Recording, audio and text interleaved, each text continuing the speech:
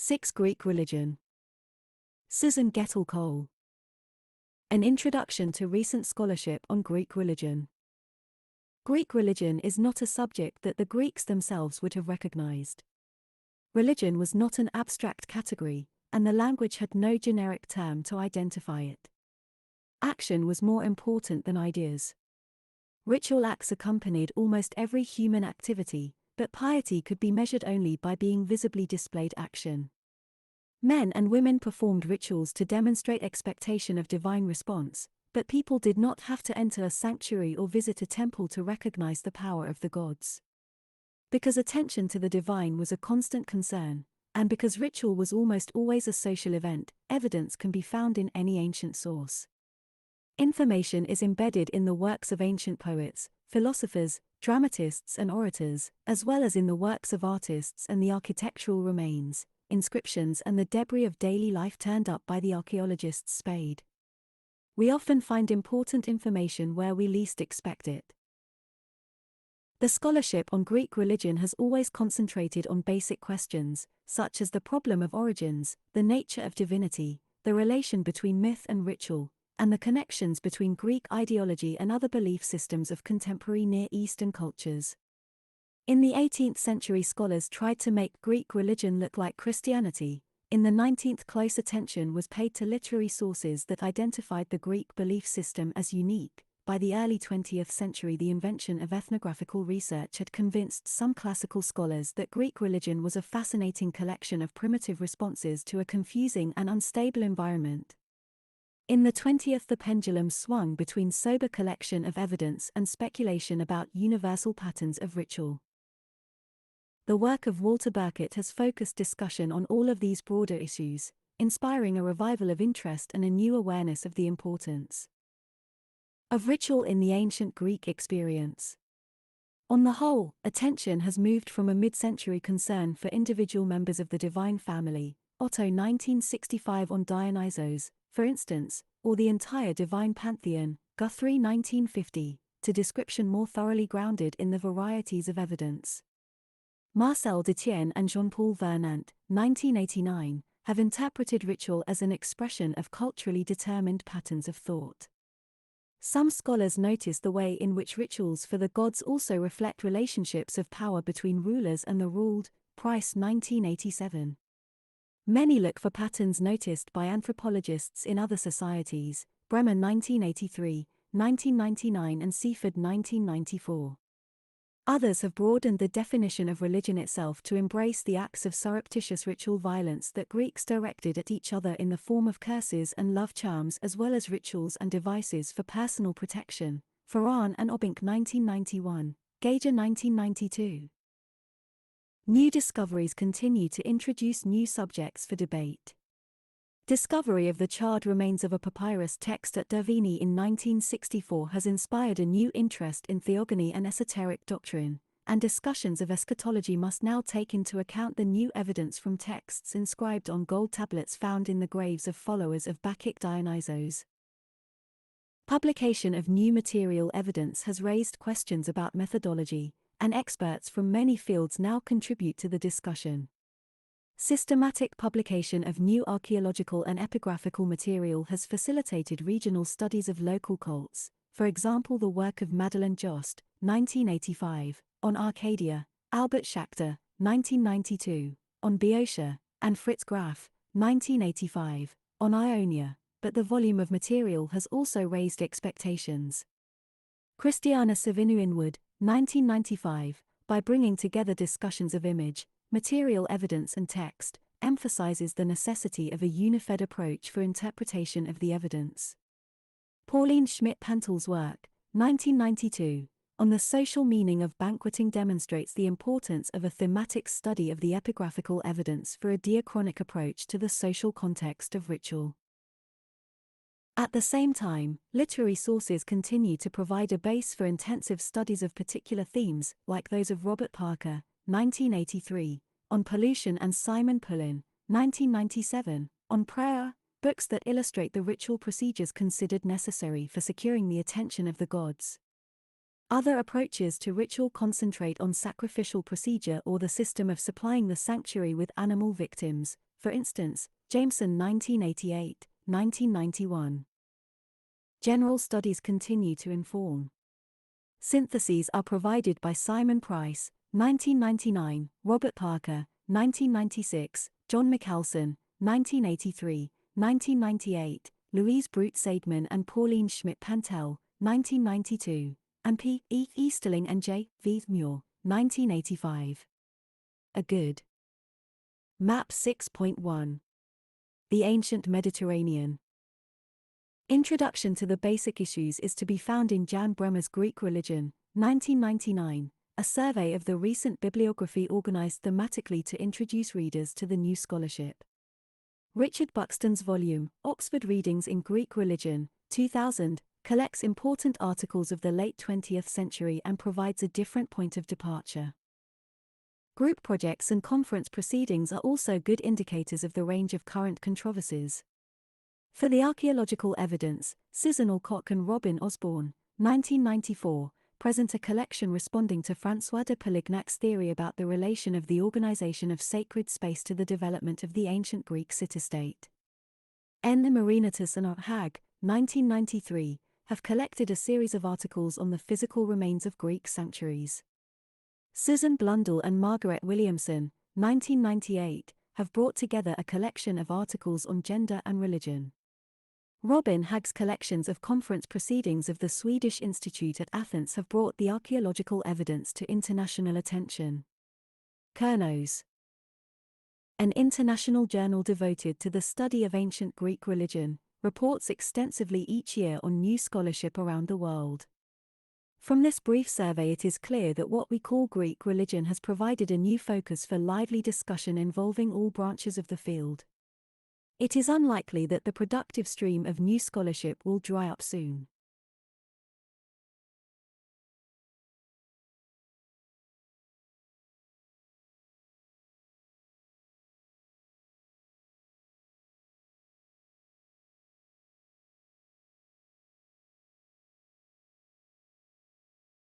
Early history. The history of Greek religion is by and large the history of the Greeks themselves. During the Bronze Age, 3000 to 1000 BCE, there were two distinct cultures in the Aegean area, Minoan, not Greek, located on Crete and some southern Aegean islands, followed by the Mycenaean, definitely Greek, extending from the mainland through the Cyclades as far east as the coast of Asia Minor. On Crete in the 2nd millennium BCE, Minoan religious ritual was organized around several palaces, large unwalled complexes that functioned as regional political centers. In each region the local palace was associated with sanctuaries on mountain peaks and in natural caves, usually at the outer reaches of the territory. There are indications that the Minoans, who spoke a language unrelated to Greek, practiced a form of animal sacrifice. The imagery of animals, especially bulls, dominates the Minoan arsenal of decorative patterns. Representations of actual ritual, however, are rare, and possible remains of sacrifice ambiguous. Surviving ritual equipment is usually considered more appropriate for libation, pouring liquid offerings, and donations of agricultural products than for animal slaughter. On the Greek mainland during the Mycenaean period, sanctuaries in mountains or caves were almost unknown. The Mycenaeans who brought the Greek language to the mainland, about 1900 BCE, practiced forms of ritual organized around the local ruler's residence. Unlike the open Minoan palace, the typical residence of a Mycenaean leader was located on a height overlooking its territory and enclosed within a heavily fortified walled complex. Separate spaces or buildings for ritual have been identified only at Mycenae and on the islands of Chios and Melos. Clay tablets inscribed in an early form of Greek list items appropriate for sacrifice, suggesting that the Mycenaeans practiced animal sacrifice. The tablets also record the names of divinities, about half of which can be associated with gods and goddesses worshipped later by the Greeks throughout the Aegean area. The others do not appear among the known Greek divine names of the next millennium. That there was continuity of religious practice between the Mycenaeans and their later Greek descendants is not to be doubted, but the content and structure of Mycenaean practice and the means of its transmission are nevertheless still difficult to reconstruct.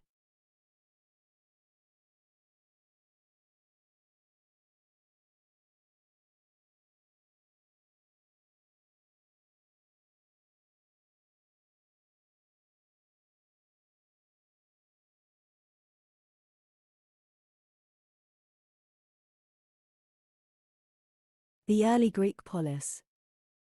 The, the early Greek polis. The Iron Age began in the Greek Aegean in about 1000 BCE. The early centuries of the first millennium witnessed many changes in the Mediterranean area. In Greek areas after the destruction of Mycenaean palaces and the decline of the palace economy, populations scattered, local leaders multiplied, and durable written records came to an end. Considerable changes in social structure and political organization in the Greek lands of the Aegean contributed to innovations in ritual patterns. Smaller, dispersed agricultural communities replaced the centralized bureaucracies of the Mycenaean period. Local landholders competed for political leadership, and religious ritual, no longer centralized around the residence of a chief, was beginning to be organized around sacred spaces sprinkled throughout the countryside. Two contrasting influences can be detected, one internal and the other external. Internally, veneration of prestigious local heroes encouraged a fierce allegiance to home and land. Distinctive forms of ritual for dead heroes at the sites of ancient Mycenaean tombs inspired legends that integrated local myths with the extended epic tradition.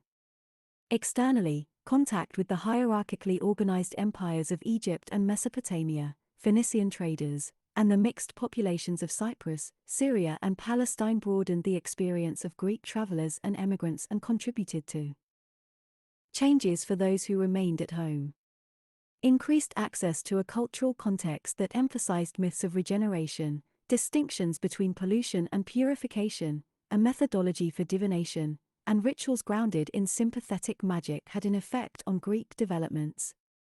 Adapted to the institutions of the growing communities of the Aegean, some of these practices and ideas would be incorporated into the ritual of the early Greek city-state, the polis.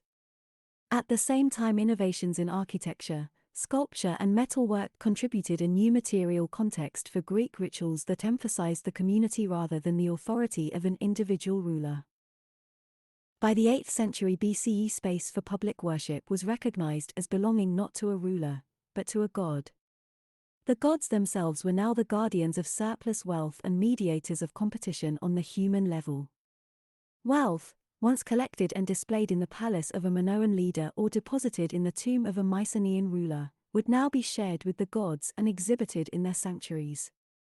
Specially designated sacred space was therefore systematically reserved for the gods. Sanctuaries of the gods were strategically placed where worshippers needed them, whether within core settlements, out in the cultivated lands of the city, or even at the borders of the community's territory. Public space set aside for the interaction between human and divine would be used to display the gifts that recognized and testified to divine support. Dividing the cosmos. The Greeks assumed that the earth itself was shared with the gods. Stability and continuity in support of human endeavor therefore required divine approval.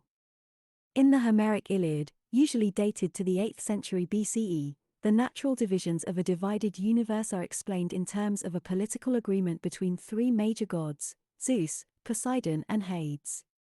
Zeus is allotted the sky, Poseidon the sea and Hades the world of the dead, with the earth itself ruled in common by all three. A negotiated agreement had become a model for human behavior.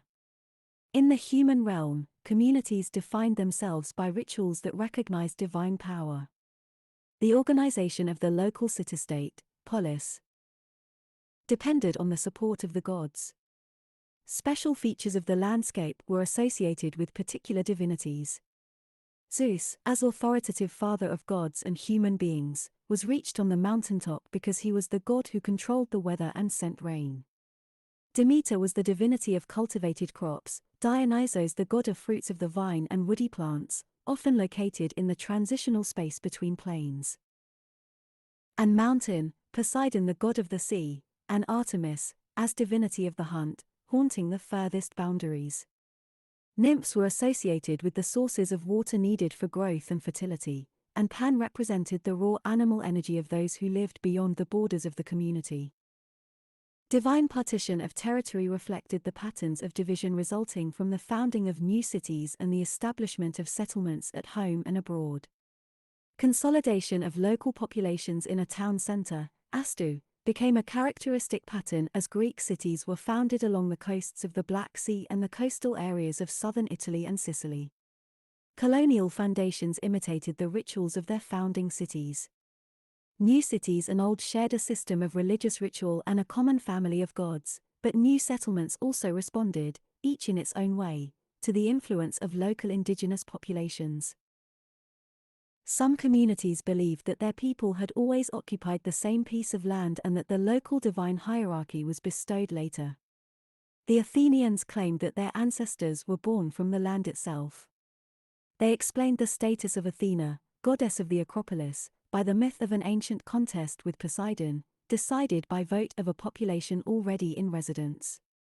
When Poseidon offered a gushing salt spring and Athena an olive tree, the people chose Athena as supreme divinity.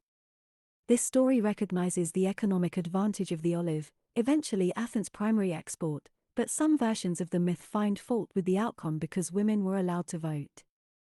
The myth may also reflect a tension between those who made a living from the land and those who made a living from the sea. Athena's original name at Athens was the adjectival form, Athnia, the Athenian goddess, a form that suggests a god named for a city, not a city named for a god. Other communities claim to remember migration from abroad and believed that their gods had discovered their city for them. The people of Colophon on the coast of Asia Minor maintained that the gods themselves had marked out their territory and founded their sanctuaries. Still others, for instance the Thebans, were able to combine both traditions. Their foundation myth described how Cadmos came from the land of the Phoenicians, slew a monster on the site of Thebes and planted the monster's teeth to grow the ancestors of the people who populated the land. Colonial cities, on the other hand, derived status from claiming foundation at the command of an oracle of Apollo at Delphi. In truth, the Greeks continued to be migratory throughout their history, and frequent movement, even of whole city populations, was a feature of the culture. Foundation myths were subject to revision, tradition was not permanent. The activities of war, travel associated with energetic commerce, and the experience of living close to neighbors of different cultures all contributed to a flexible system, responsive to innovation. Nevertheless, all who considered themselves Hellenes, the term the Greeks used to identify themselves as a group, paid homage to the same family of the gods. The regional sanctuaries. Greek-speaking communities throughout the Mediterranean recognized the paternal supremacy of Zeus, the conventions of animal sacrifice, the rituals of warfare, and the same great international sanctuaries. The most important sanctuaries were those for Zeus at Olympia and for Apollo at Delphi and on Delos. In addition to these comprehensive centers, regional sanctuaries, such as those of Apollo at Kalapodi, the Ramon and Didyma, the sanctuary of Zeus at Dodona, and the sanctuaries of Hera on Samos and in the Argolid exercised more than a strictly local attraction. Political ties between cities were strengthened further when in the 7th and 6th centuries athletic contests at Olympia and Nemea, for Zeus, at Isthmia, for Poseidon, and at Delphi, for Apollo, brought together representatives from many cities on a regular basis. International and regional sanctuaries provided neutral space for interaction between city-states, because the gods were believed to protect the institutions that encouraged peaceful interchange. Athletic contests imitated the competition of warfare, but were performed in the context of ritual designed to emphasize cooperation instead of violence. The truce that legitimated the festival at Olympia was under the protection of Zeus, the same god who also sanctioned the truce that concluded war. Weapons captured by victors and dedicated in his sanctuaries testified to his protection and support. Sanctuaries that sponsored great regional festivals attracted a clientele that reached far beyond the local constituency. New Greek cities in Sicily and southern Italy in the west joined their Peloponnesian rivals in competition at Olympia, and the wealth of these new cities was shared with the sanctuary by means of dedications deposited with the god. The most prominent of these cities demonstrated their accomplishments by constructing in the sanctuary their own treasury houses. Thesmaphoria, to exhibit the fine gifts they had consecrated to Zeus. The Ionian cities of the Aegean area celebrated together with festivals honoring Apollo at Delos. In the north the Phocians joined other communities in mutual support and competition at Delphi. They were organized with other communities on the mainland into an amphictyony, a regional league organized around a sanctuary. An important Peloponnesian amphictyony also operated in the Saronic Gulf around the sanctuary of Poseidon on the island of Calaureia, where Peloponnesian communities, although competitive rivals at home, could meet together offshore at the neutral island site. Although the early years of the Greek city-state were a time of intense military and political competition, communities derived mutual strength from shared rituals. The institutionalized games and the sacrifices and processions sponsored by the regional sanctuaries encouraged cooperation. All recognized the authority of Apollo and Zeus, mediators of dispute and champions of law and stability. Apollo and Zeus supported order and political organization. In recognition, many cities inscribed authority to the laws. Cities also deposited revenues in the temples of their gods. At Thessos, in the early 5th century, a series of laws about street maintenance illustrates the importance of the sanctuaries to civic administration. Fines were collected in 3 different ways: by Apollo Pythios and the Polis, by the Polis alone, and by Artemis Hecate and the Polis. Earlier, fines had been paid in their entirety to a god. Thessos in the 460s was a town in transition between a system that relied on the representatives of principal deities to collect fines and a civic system organized to maintain public funds. In the period of transition, the city and its gods shared responsibility. Early Greek myth and poetry represented the gods as irresponsible and quarrelsome, but in the give and take of community life, the gods were needed to keep order and to legitimate the political and judicial institutions that maintained each community. Behavior and belief. Greek literature preserves many contradictory claims about the gods. At Olympia, a statue of Zeus with a thunderbolt in each hand stood to warn visitors and athletes of the terrible punishment for anyone who broke an oath. Yet the statues of athletes fined for cheating lined the path into the stadium. A character in a 5th century Athenian tragedy could even claim that the gods were merely human inventions, designed to frighten people and to keep them from doing, saying or even thinking anything wrong. Greek sanctuaries were crowded with the dedications of pious believers, objects given in return for a god's protection. But when the philosopher Diagoras visited Samothrace and saw the many thank offerings and plaques dedicated by those saved from shipwreck, he was quick to observe that there would have been many more if those who drowned could have left them, too.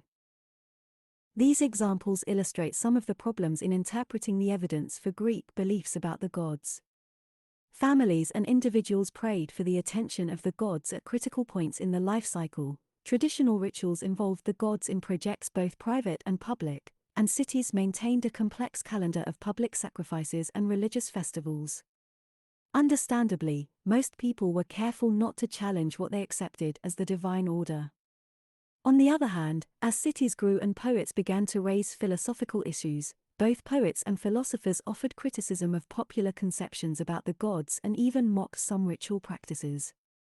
Usually tolerated by the flexible authorities of the new city-states, this habit of self-examination indicates a pronounced difference between Greek communities and the more rigidly organized hieratic systems of their neighbors to the east.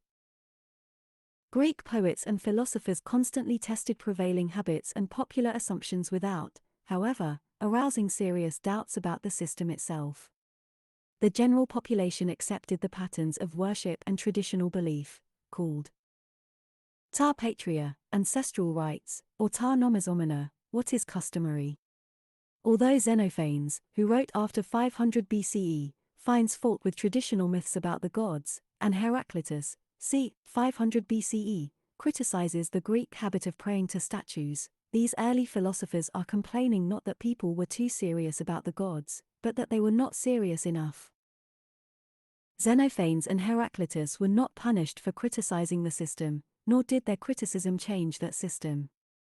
Intentional insult to the gods and deliberate lack of reverence, asabeia, was actionable and punishable, but impiety was usually defined in terms of actions, not ideas.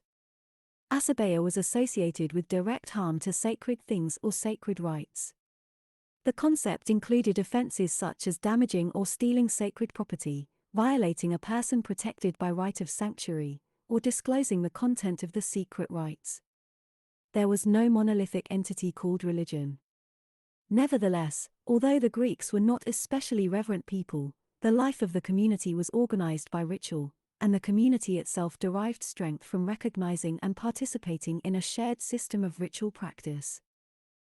Religion was concerned not so much with belief or strong personal feeling, but with the public performance of traditional actions that recognized the gods and their divine power.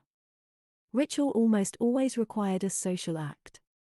What mattered most was the expected traditional gesture, made in the right way, at the right time. By and large, people ignored the intellectual challenge of poets and philosophers and continued to assume that their livelihood, health and success depended on the goodwill of the gods. Even Heraclitus dedicated his philosophical writings in the temple of Artemis at Ephesus. For the population at large, traditional rituals reinforced confidence in the belief that the security of the community required the attention of the gods. Communal rituals represented the group acting as one and invited the gods to participate in human endeavor. Conversely, failure to perform a communal ritual properly could put the entire community at risk. When Athenian jurors voted to put Socrates to death in 399 BCE, they apparently felt the weight of this risk. The charge of impiety covered two matters: that Socrates had failed to worship the gods the city worshipped and that he had introduced new gods. The case against Socrates had been brought for political reasons, but the official charges represent concerns consistent with traditional fears of the public. The enemies of Socrates were able to convince the jury that Socrates did not worship the gods the city worshipped. In accepting this argument, the jury erred. Xenophon tells us that Socrates participated regularly in public ceremonies and behaved in public no differently from anyone else. However, once the jury accepted the implications of the charge, execution was inevitable. The risk to the city of being obliged to share with Socrates any punishment incurred by an alleged offense to a divinity was too great. Piety and reverence, to Poseidon and Eusebeia, required giving everyone, mortal and immortal alike, their due. Sacrifice was one way to fulfill obligations to the gods, making a gift provided another. No one wished to offend a god or risk the anger of a divinity. Public ritual involved the whole community, and everyone was expected to follow established procedures and to demonstrate by their actions respect for the gods. The philosophers who found fault with religious practice did not themselves turn away from ritual. Democritus, the philosopher who invented atomism, was reluctant to die at the time of the Thesmaphoria, a series of rituals celebrated by women for Demeter. These ceremonies required participants to maintain a special level of purity. Democritus considered the rituals so important that he is said to have succeeded in postponing his death for 3 days because he did not want his sister, who would have been polluted by his death and funeral, to miss them. The flexible system of the individual Greek city-state, administered by the many instead of by the one or the few, depended on the public recognition of social obligation. The strength of this concept is illustrated by the story in Euripides' sole surviving satyr play, The Cyclops. In this play, Odysseus and his men, shipwrecked in the wilds of Sicily, come upon the cave of a solitary Cyclops. They expect to be received according to the rules of hospitality, xenir, recognized by gods and men. The Cyclops, a one-eyed monster who recognizes neither the gods nor the standards of civilized life, disappoints their expectations and goes so far that he even ignores the temple of his own father, Poseidon. He says that he pays no attention to the thunderbolts of Zeus, and claims that he does not need to sow crops or sacrifice because the earth brings forth grain, grass to feed my flock, and these animals I sacrifice to no one except to me, to the gods not a bit, but to the greatest divinity of all, to my stomach. To chug a lug and gobble up food for a day and to cause oneself no pain, this is Zeus for men of good sense. As for those who establish the laws that complicate people's lives, I say, let them go weep. Euripides, Cyclops 332-40, translation by the author. The Cyclops promises Odysseus a fire to warm him, salt from Poseidon to flavor his meal, and a bronze pot to clothe him, but Euripides' audience knew that Odysseus had to work fast to escape. He was not going to receive a meal, but if he stayed, would become the meal himself. The Cyclops, who lives in isolation and acts only on his own behalf, violates all norms of community. The procedures of collective ritual, on the other hand, emphasized the group, created opportunities to involve the gods in collective decisions, and recognized the responsibilities of honor. The competitive ethic of epic warrior society and the emphasis on competition in both athletic and political arena were balanced in the developing city-state by a ritual system that recognized obligation to the suppliant, protected the rules of hospitality, and required those with more than average resources to subsidize public ritual and public festivals for the many. The history of the ritual institutions of the Greek polis was to some extent the result of translating the norms of heroic society, based in epic poetry on competition between individuals, into the institutions that emphasized collective identity and the collective power of a more broadly defined group of male actors. In the political world of the Greek polis, individual achievement remained important, but individual achievement could be demonstrated only in the context of the community. Respect for the suppliant, in Homer granted to an individual by a ruler, was broadened in the era of the polis to include respect for anyone in a sacred space. Swearing oaths remained a means of sealing a contract between two individuals, but in the more complex world of the polis, representatives of the city could swear oaths on behalf of the entire community. Likewise, an individual could curse an enemy or rival, but the ritual specialists of the community could protect the population by issuing a curse in the voice of the whole. Any individual could make a pilgrimage to a great and distant sanctuary, but those who were invested with the responsibility of representing their city enjoyed a special status. Cities could delegate representatives to sacrifice, pray or seek an oracle on behalf of the population at home. Representatives of the community whose task it was to witness sacred rites for the sake of fellow citizens at home were called theoroi. These were officials appointed to see the rites for the sake of others and to make sacrifices on behalf of all for the security and welfare of their city.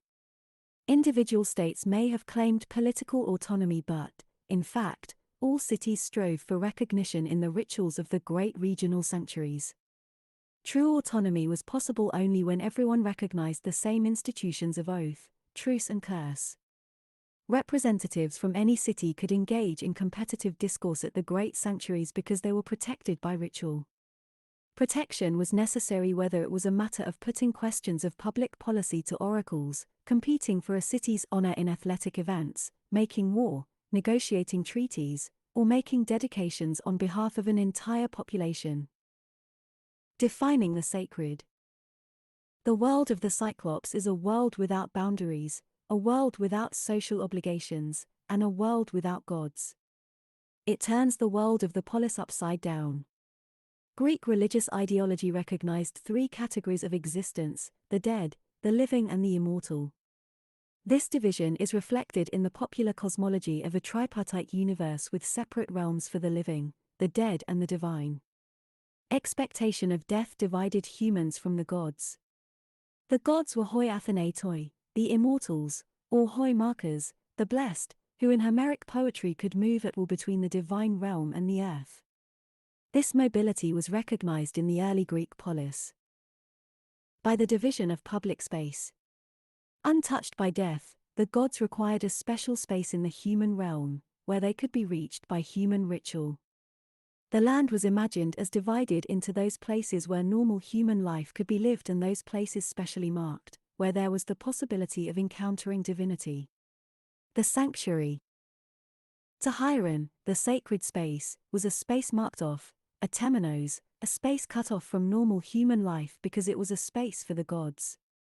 To reach the gods or to enter a sacred space a person had to be pure, hagnos, or purified, katharos. Because the gods did not share in all human physical processes, bodily functions were kept separate from sanctuaries. Humans had to be pure or purified, cleansed to engage in a ritual relationship with a divinity. Anyone contaminated by defilement, miasma, was filthy, miaros, or dirty, deleros. The gods avoided death because death or contact with a corpse was also polluting. For this reason, cities kept cemeteries outside the city wall. Communication with the gods required observance of routine rules for purity, because any worshipper who was not purified, Eukatharos, could compromise sacred space and spoil any ritual act in progress. The Greek language had no specialized religious vocabulary, but several key terms were used to define human relationships with the gods and the obligations of the individual to the community. The terminology of piety stressed living in accordance with both divine and human rules. The term hieron, sacred, was a versatile word, used in the singular to refer to both the sanctuary and the sacrificial victim, and in the plural, hiera, for the ritual acts, sacrifices, prayers and libations performed in honor of the gods. The priest, hiereus, or the priestess, hiereia, officiated in sacrifice with the assistance of specialists, especially the megaros, who was slaughterer, butcher and sometimes even cook. Priests and priestesses performed a variety of official duties. Gender of attendants was usually, but not always, matched to the gender of the divinity.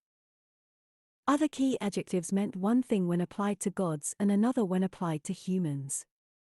Hagnos used of humans meant pure, but when used of gods described their effect on humans. The term hosios, pleasing to the gods, meant sanctified or consecrated when used in relation to the gods, but acting according to the rules of human behavior when applied to human concerns or human actions. Hosion kaidikeon, piously and rightly, was a common expression to describe an act performed in accordance with human laws.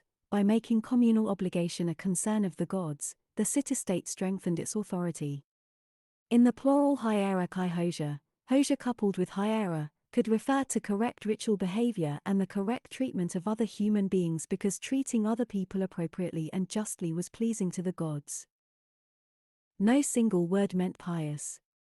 The Greek language made a distinction between piety, to hosion, openly demonstrated, and respect or reverent feeling, eusebeia, experienced internally.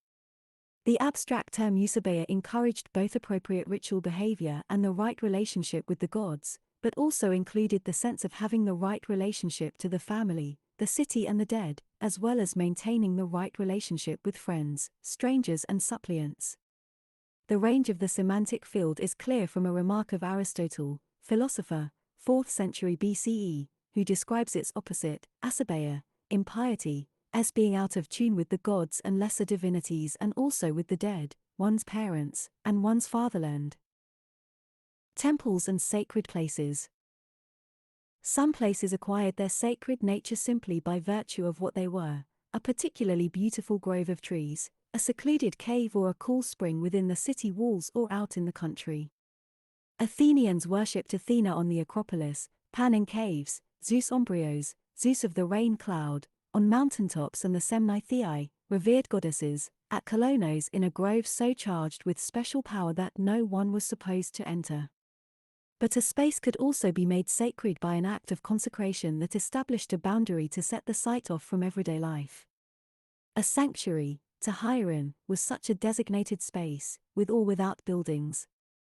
Such space did not need a temple to be recognized as sacred. Special rules separated activities in a sanctuary from the activities of everyday life.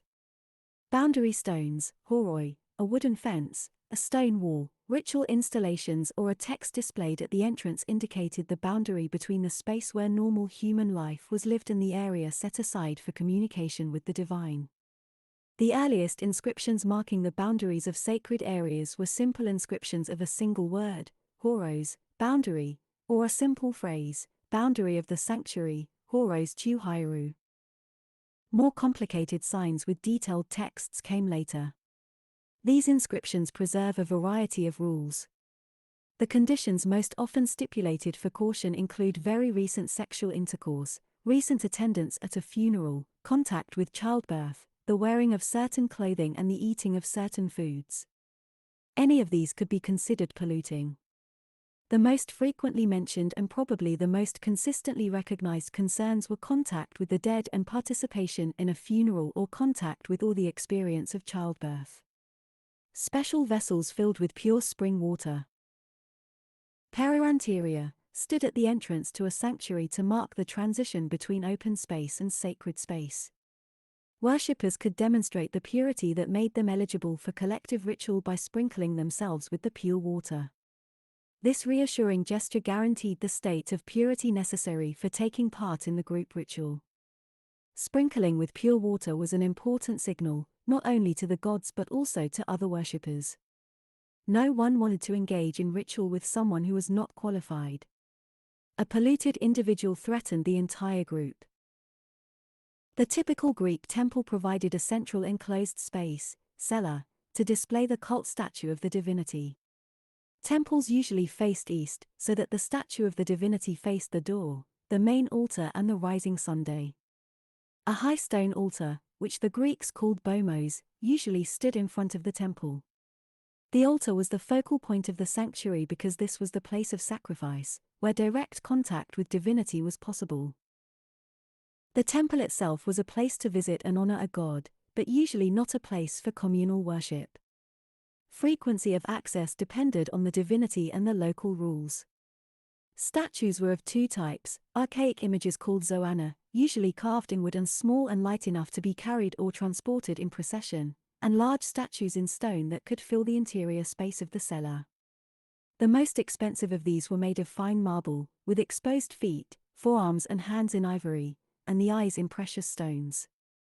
In addition to the cult statue of the divinity housed in the temple, other statues could be found outside in the open air. These could represent the divinity, other divine attendants, or priests and priestesses who has performed the obligations of a term of service to the god. By the late 4th century BCE, under the influence of Macedonian custom, statues of rulers and special benefactors were also erected in sacred areas.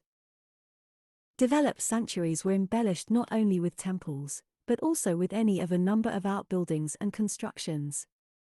These could be such structures as treasuries, erected by individual cities to display public dedications, residences for priests and ritual attendants, altars, dining rooms, the grave of a local hero or heroine, a stoa, an extended, rectangular building with a columned porch on its long side, or exhibition halls to display the votive gifts and dedications testifying to the divinity's generous dispensations.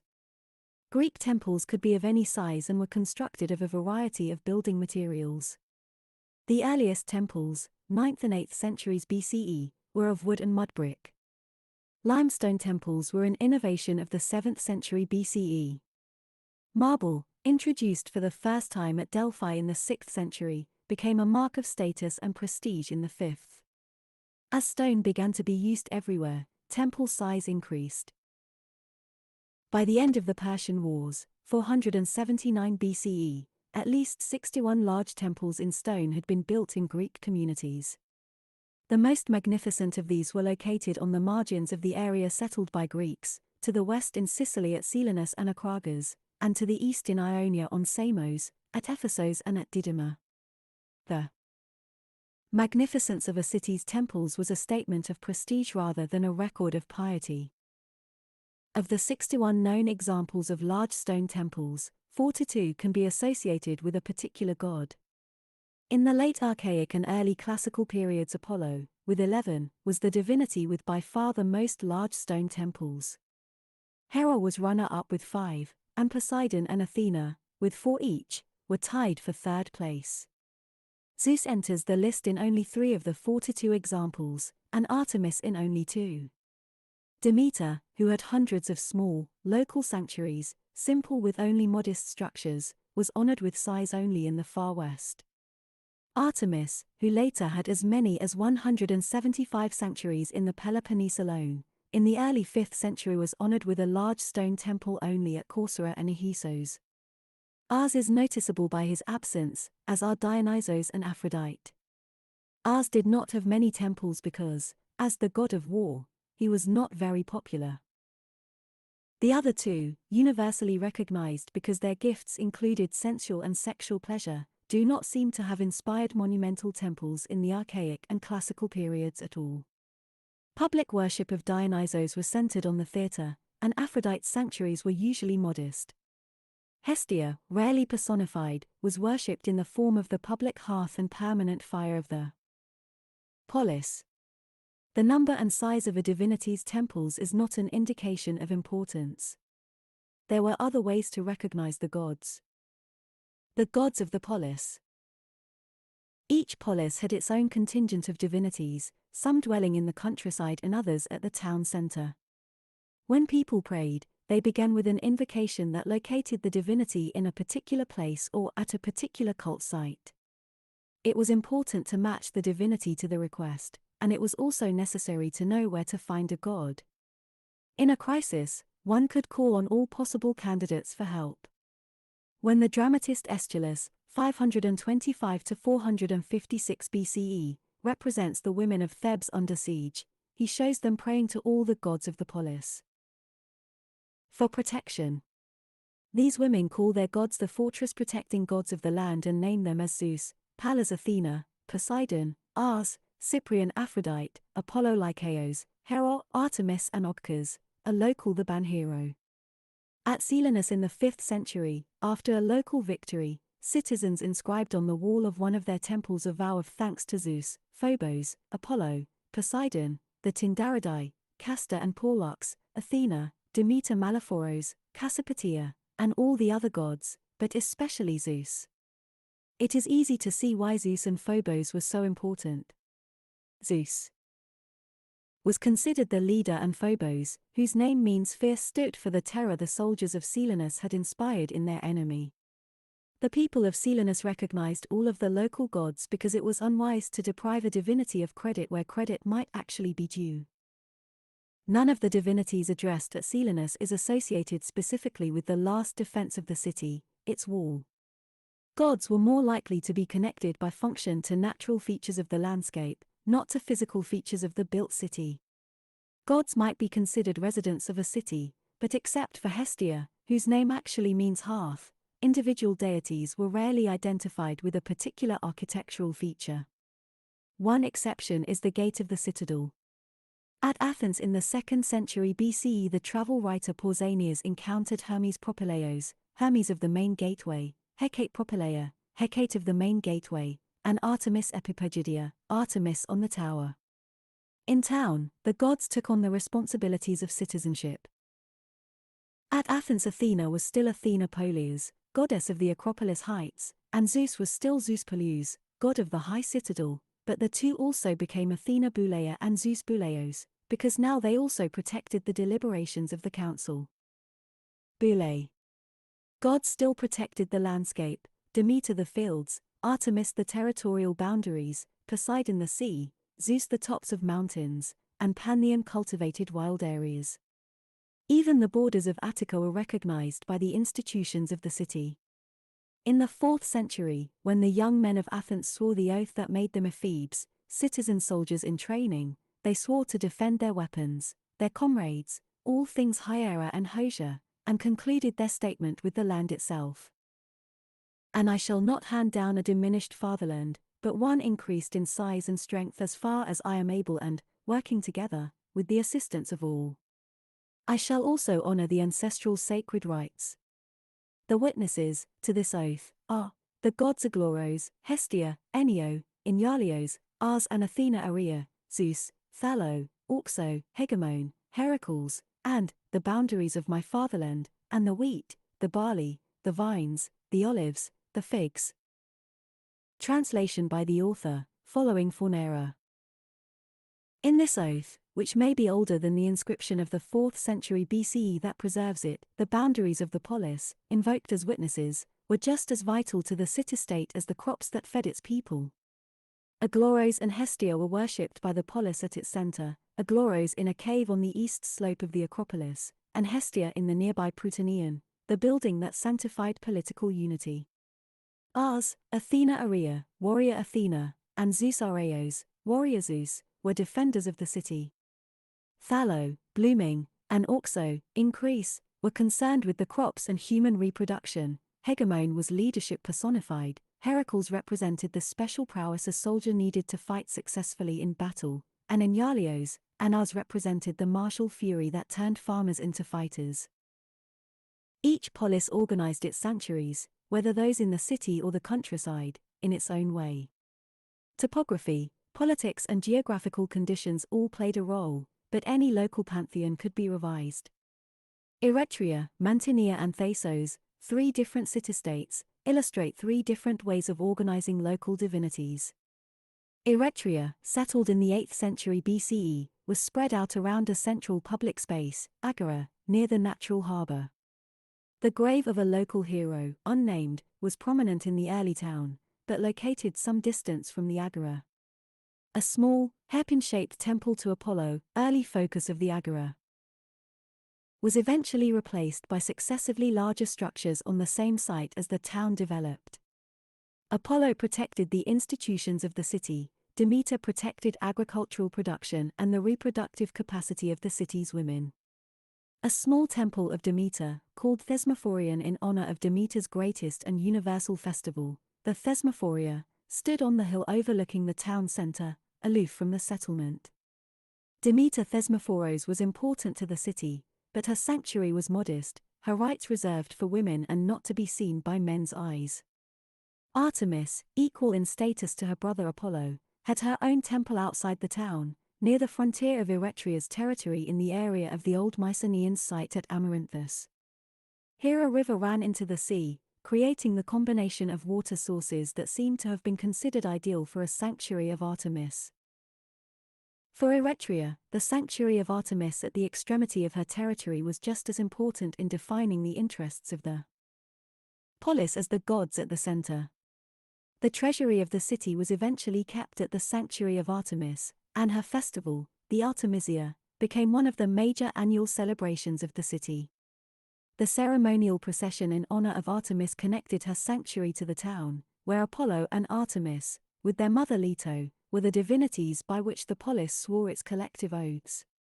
These three divinities were also represented on the stone reliefs that decorated the city's important inscribed documents. Mantinea, an old community in the central Peloponnese, had a very different environment. Cut off entirely from the sea, the territory of Mantinea was surrounded by mountains and positioned squarely on the only direct route through the Peloponnese between Argos and Sparta. The relationship of the plains to the mountains and mountain passes influenced the placement of Mantinea's sanctuaries. In the Archaic period, the population was concentrated around a shallow hill whose name, Polis, indicates an ancient fortified citadel. As the population grew, the Mantineans moved about a kilometer south and fortified a new town site, complete with central agora. Even when the town moved, however, the gods retained their old places in the countryside. A grove of Demeter lay in the plain near the old village of Nestane. Poseidon Hippios, inland, a god of earthquakes and horses, had his sanctuary at the edge of a mountain. Dionysos and Black Aphrodite shared a sanctuary in the foothills, and to the north the Mantineans celebrated festivals at a major sanctuary of Artemis shared with neighboring Orchomenos. Mantinean heroes and heroines included Heracles, Penelope, Arcas, son of Callisto, and the local heroine, Antino. When Pausanias visited in the 2nd century CE, he found Asclepios sharing a temple with Leto, Apollo and Artemis, and in town, Zeus Soter, Zeus Preserver, Zeus Epidotes, Zeus the Generous, Zeus Coronos, Zeus the Thunderbolt, Zeus Carmen, Zeus Rejoicer, Zeus Eubuleus, Zeus of Good Advice, Hera and the Dioscoroi. Demeter and Koi, with an eternal fire, seem to have been outside the town. Pausanias identifies the public hearth of the city, Hestia Corini, common hearth, with a circular hearth at the grave of Antinu. The Mantineans had accumulated an impressive group of divinities, but the process was gradual. Asclepios could not have been worshipped in Arcadia until the late 5th or early 4th century BCE, and other divinities noticed by Pausanias in the 2nd century CE could not have been important in the Peloponnese before the Roman period. Pausanias calls attention to a temple of Aphrodite Sumachia, Aphrodite of the Alliance. The goddess is described with an epithet that recognizes Aphrodite's support for the Roman victory at Actium in 31 BCE. Nevertheless, the Mantineans also remained loyal to the worship of the ancient local Peloponnesian Athena Alia, and they kept their own Black Aphrodite, said to be so named because she identified night as the best time for sex. Nevertheless, Mantineans were flexible enough to acknowledge Roman power by recognizing an Aphrodite friendly to Romans. They even connected another local Aphrodite to the Roman myth of Aeneas. Finally, at the time of Pausanias' visit, a place had already been reserved for the Emperor Hadrian's boyfriend, Antinous, only recently recognized as a hero after his early death. Thessos, an island in the northern Aegean colonized from Poros, had her own unique history. Like her mother city Poros, the town of Thessos was a harbor town on an island. Both cities were grape growers and wine producers, both were fortified, and both had sanctuaries both inside and outside the city wall. The original colonists had brought three things to Thessos from Poros: sacred fire, the images of their gods, amphidromata, and the special sacred objects necessary for replicating their hometown rituals in the new city. These two cities shared a tradition of transplanted rituals and images, similarities in local topography and a similar economic base, but they did not have identical ritual histories. The list of divinities at Thessos included Zeus, Apollo, Artemis, Athena, called Poliuchos, she who holds the city, the chariots, the graces, Peitho, persuasion, Demeter, Koe, Eileithyia, goddess of childbirth, Heracles, Hero, Poseidon, Dionysos, Hermes, Pan and the Dioscoroi. Demeter had extramural sanctuaries on both islands, and Heracles, Dionysos, the Dioscoroi, the chariots, Hermes, Eileithyia and Artemis Polo appear on both lists. Similarities end here. First, local heroes seem to have traded places. Thasian Archelochos, son of the Parthian founder, had a Haroun, heroic shrine, in the Agora at Poros, and the Parthian military leader Glaucon was accorded heroic honors at his grave in the Agora at Thessos. At Thessos, Artemis had her temple inside the city wall near the Agora, while at Poros she was located in the Delion, a sanctuary of her brother, Delian Apollo, outside. Thessos was unusual in that the city had a double acropolis. Athena Poliuchos occupied one peak and Apollo Pythios the other. Apollo's epithet associates him with Delphi, not with Delos as at Poros. No temple site has been identified with Athena in the town of Poros. Heracles was recognized in both towns, but the Phoenician Heracles in the Thasian Agora, as described by Herodotus, historian, 5th century BCE, is unique. Finally, influence did not always travel from the older to the younger community, as tradition maintained. Thessos was a source of inspiration for her own mother city when Artemis Polos, Artemis who wears the polos, a high-crowned hat, who had been introduced into Thessos from Thrace to the north, moved from Thessos to Poros. At Thessos, the fortification wall represented the physical integrity of the city. Thessos could be maintained in warfare even when cut off from its vineyards on the mainland, as it was when under siege by the Athenians under Cimon in the 460s. The people of Thessos guarded their city with a symbol that could be classified as a form of magic. At one of the highest points reached by the citadel wall, near the very top of the Acropolis itself and not far from the temple of Athena Poliuchos, a striking image protected a vulnerable section of the wall.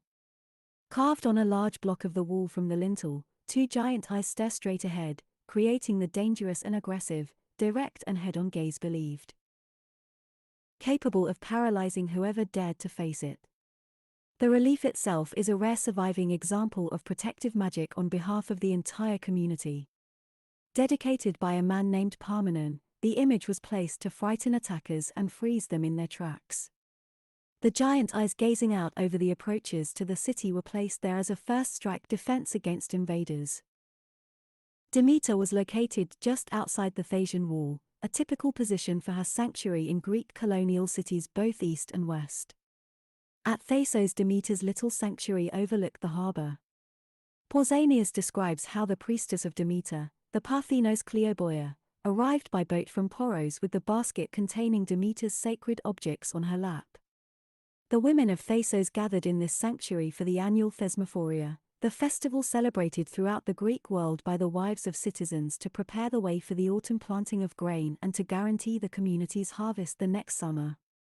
Near the Thesmaphorian was an open precinct with several modest altars belonging to the Thasian Patriae, the traditional hereditary groups into which the citizens were divided. An inscription indicates that at the sacrifice for Athena Patroi, women were allotted sacrificial meat, 480 BCE. The altar of Demeter and the altars of the Patriae belonged together because both encouraged family continuity in the context of the Polis ritual acts. The Cyclops in Euripides' play did not need to sacrifice because he did not recognize the gods. For the Greeks, on the other hand, human endeavor of any sort required communication with the divine. Animal sacrifice provided the most impressive means of gaining the attention of a god. Every performance of ritual slaughter underlined the division between human and animal, and every act of sacrifice attempted to bridge the division between human and divine. There were often special requirements for participation. Gender, status, kinship, residence, political affiliation, administrative assignment and profession were some of the categories that defined eligibility. Eating together emphasized unity, whether the group was the family, the demi, local residential unit, the tribe, the phratry, male kin group, or the polis at large. Sacrifice connected the community with the gods, but it also reiterated the social order, confirmed group identity and provided opportunity for celebrating important relationships. The philosopher Theophrastos, 4th century BCE, lists 3 reasons to sacrifice to the gods: to honor them, to fulfill an obligation of exchange and to gain benefits. Every act of sacrifice was a transaction. In exchange for worship or honor, both of which were represented by the Greek word tim, even the gods owed something in return. Likewise, when a prayer or request was answered, worshippers offered a gift of thanks, and often dedicated a tangible object in a sanctuary where others could see it. There was no comprehensive term for animal sacrifice in Greek. The word sacrifice in English suggests an act of renouncement, of giving up something important or valuable in exchange for a god's attention. In the case of most Greek sacrifices, however, very little was actually given up to the gods. The word thusia, the term most commonly translated as the noun sacrifice, had no connotation of giving something up. It referred to the very specific activity of the fire turning meat and fat into smoke. The gods, who did not eat food, did not need meat, but they did demand recognition in the form of the smoke that rose naturally to the sky. Smoke represented the purified part of the animal, indicated human attention and homage, and was the only thing that reached the gods. It was the human participants who ate the meat. Where the victim was an edible animal, the main result of the ceremony was a high-protein communal meal. In a story about the invention of sacrifice, the poet Hesiod, late 8th century BCE, explains why the gods did not receive the edible portions of the animal. In a challenge to Zeus, Prometheus wrapped a thigh bone in shining fat, so that Zeus would choose the most attractive, but least edible portion. He out-tricked himself when he tried to trick Zeus, because Zeus understood what Prometheus was up to and chose the inedible portion anyway. Prometheus was therefore severely punished because he had tested a god. For punishment, he was sent to the ends of the earth, fastened to a cliff, and had to submit to an eagle, the bird of Zeus, feeding on his liver. The story about Prometheus indicates a certain ambivalence about the institution of animal sacrifice. Menander, Athenian writer of comedies, 4th century BCE, makes fun of the uneven distribution of meat and calls those who sacrifice thieves. For them, incense and cake, that's called piety, that's all the god gets, placed on the fire, and as the tail and the gall bladder burn, the parts that aren't edible, they gobble down the rest themselves. Menander, Duskalos 447-53, translation by the author. A portfolio of sacred actions framed the killing of the animal, the division of meat and the serving of the meal. The major ingredients required for sacrifice included the animal, pure water, barley, and cakes, wine and wood. Cattle, sheep, goats and pigs were the animals normally used in sacrifice, sheep being the most common, but cattle, because they were the most valuable and therefore the most expensive, the most prestigious. Other items, for instance the special cakes, liquids like milk or honey, or an animal for preliminary sacrifice, profusia, were also possible ingredients, depending on the deity and the occasion. A libation of liquid, spond, often wine, might be included in a series of actions, or it could stand alone. The plural of the word for libation, spondai, was the word for truce because a truce required mingling libations from both parties. A typical sequence of events can be reconstructed by comparing the major sacrificial scenes in the Iliad and the Odyssey. First, the animal was prepared for slaughter while attendants brought pure spring water in a special bowl or pitcher and barley in a basket. Those officiating washed their hands and sprinkled barley.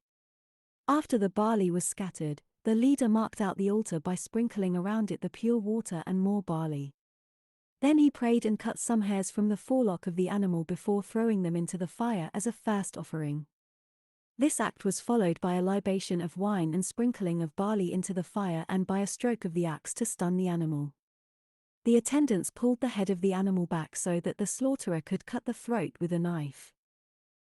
At the moment when the slaughterer cut through the neck of the animal, any women present raised the olaluj, a ritual cry that announced the animal's death.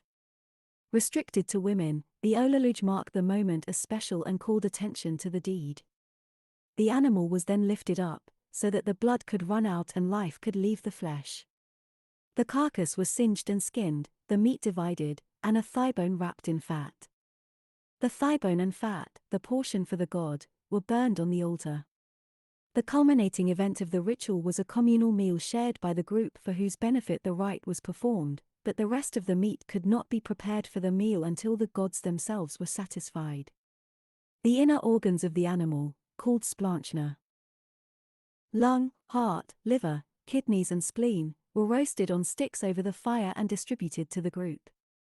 These were consumed first, and the meat itself was either roasted or cooked in a stew pot. Ritual eating always remained central to the experience of visiting a sanctuary. As a result, special buildings with rooms designed to accommodate reclining banqueters became a standard feature of sanctuary architecture.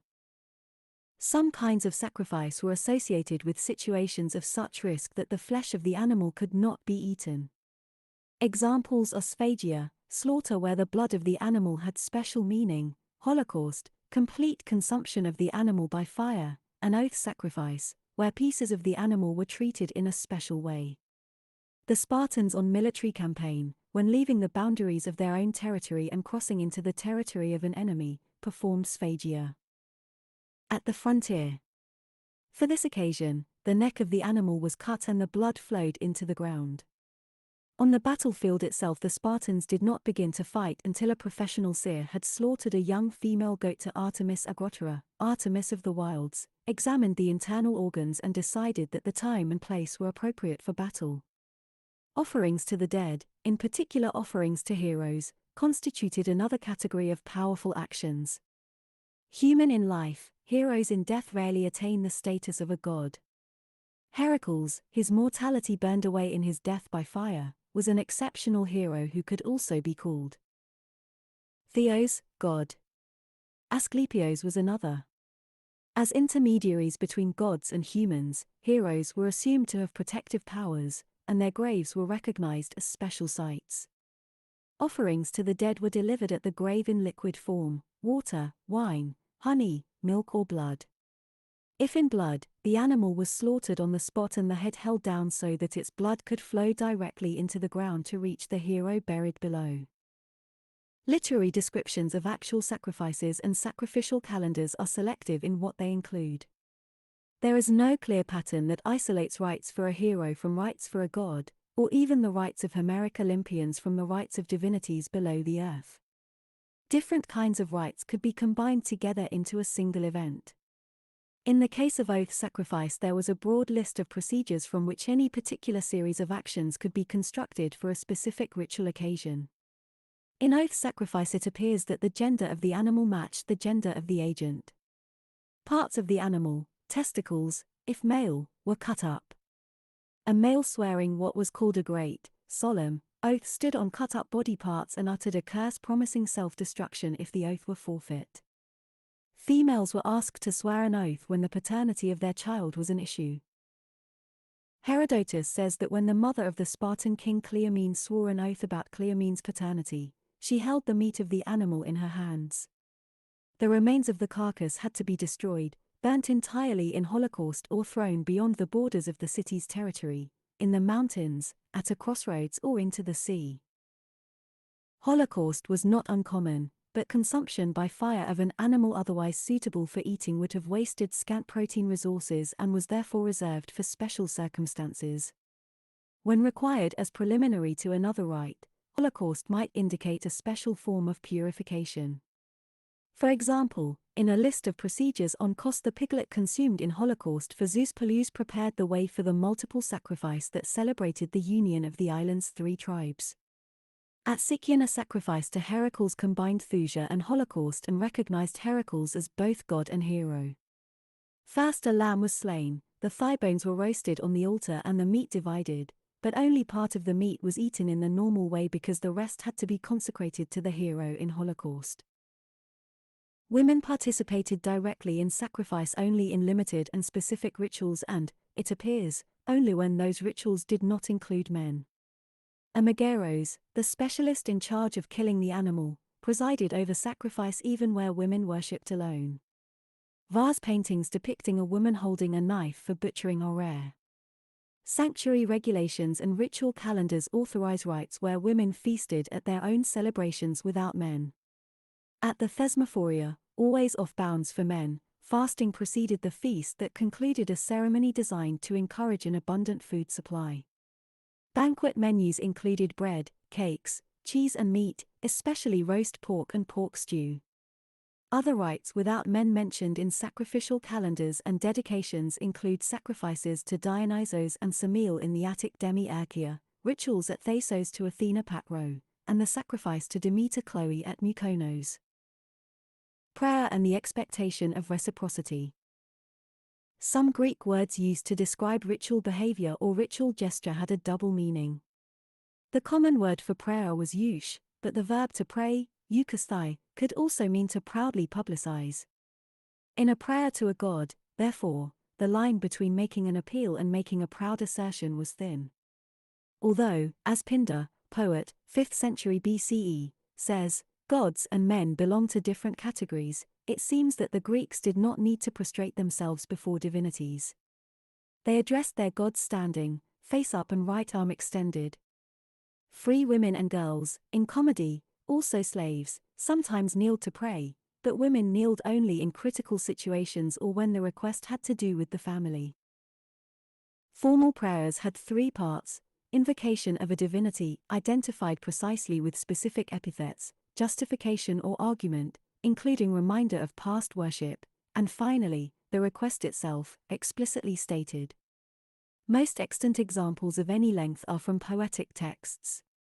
The one most frequently cited is the first prayer in the Iliad, addressed to Apollo by his priest, the Trojan Chryses, who wants the Greek leader, Agamemnon, punished for insolence. Hear me, god of the silver bow, you who protect Chryse and sacred killer and rule Tenedos with your power. If ever I roofed a temple pleasing to you, if ever I burned for you the fat thighs of bulls or goats, fulfill this wish for me, may the Danans pay for my tears with your arrows. Iliad 1.37-42, translation by the author. Comic parodies, in all likelihood based on well-known formulas, are frequent. In the Thesmaphoria Zeusi, a comic play by Aristophanes, writer of comedies in the late 5th and early 4th century BCE, the women pray to Athena, invite her to their festival and ask for peace. Their invocation of Demeter and her daughter, Koe, although it lacks a specific request, nevertheless preserves the if ever reminder used in Chryse's prayer. This formula indicates a continuing relationship with the 2 goddesses as well as the expectation of their response. The prayer itself constitutes an urgent request that the 2 goddesses be present to witness and therefore recognize and honor the ceremonies their worshippers are about to perform. And come, O goddesses, kind and generous, to your sacred grove, where you illuminate with your torches the sacred rites, an immortal vision not permitted for men to see. Approach, come, we entreat you, O most powerful Thesmaphoroi. If ever before you came when called, come now, too, we implore you, to us here. Aristophanes, Thesmaphoria Zeusi 1148-58, translation by the author. Choral performances at festivals or in a sanctuary often set the stage for a divinity's epiphany by issuing an invitation sung in verse. Hymns were prayers set to music. Other forms of prayer were normally not sung. The several different words for prayer, yush, ara, light and hikatea, are not interchangeable. Ara could mean prayer, but it could also mean curse. Litai were urgent requests made in situations of crisis, and hikatai were formal requests of supplication made only by those in truly desperate circumstances to someone obliged to respond. All forms of prayer emphasized the necessity of catching the divinity's attention, inviting the divinity's presence and prompting the divinity's goodwill. If sacrifice was a transaction, prayer was the verbal counterpart that made clear the obligations on both sides. It was the expectation of an exchange of gifts that kept the relationship with a god alive. The Greek word charis, in English grace, or better, reciprocal generosity, covers both sides of the process. If part of a prayer was like a public declaration, reminding the god that the worshipper deserved attention, then the response to a god's generosity in granting the request was commendation or praise. A Hellenistic hymn to Serapis on Delos contains the phrase "We praise the gods because they bestow worthy charis." In a dialogue by Plato, philosopher, 428 to 347 BCE, Socrates suggests to Euthyphro that sacrifice was the same as making a gift to a god and that prayer was the same as making a request. Euthyphro agrees, but in fact both acts could occur together and the god's action in granting a request could be considered reciprocation for the gift implicit in any sacrifice.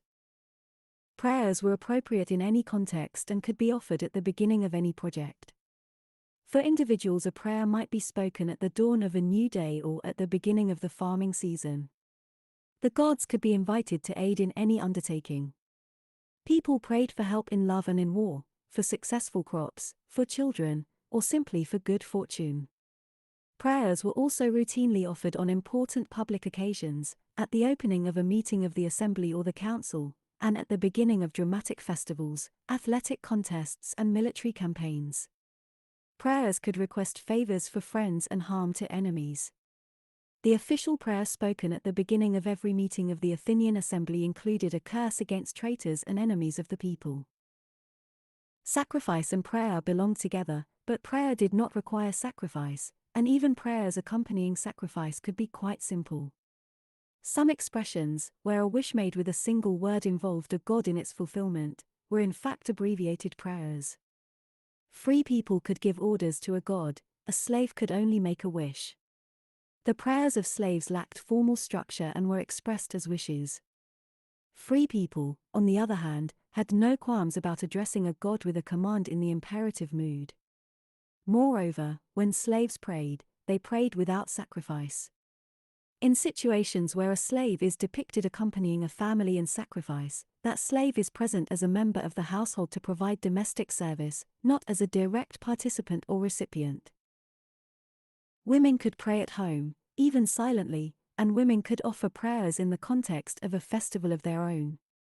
In group sacrifice, however, their prayers were probably important only in those rituals where they themselves had a designated role.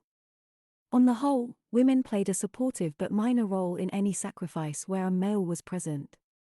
As we have seen, their only act of agency was the ululation at the moment of the animal's death.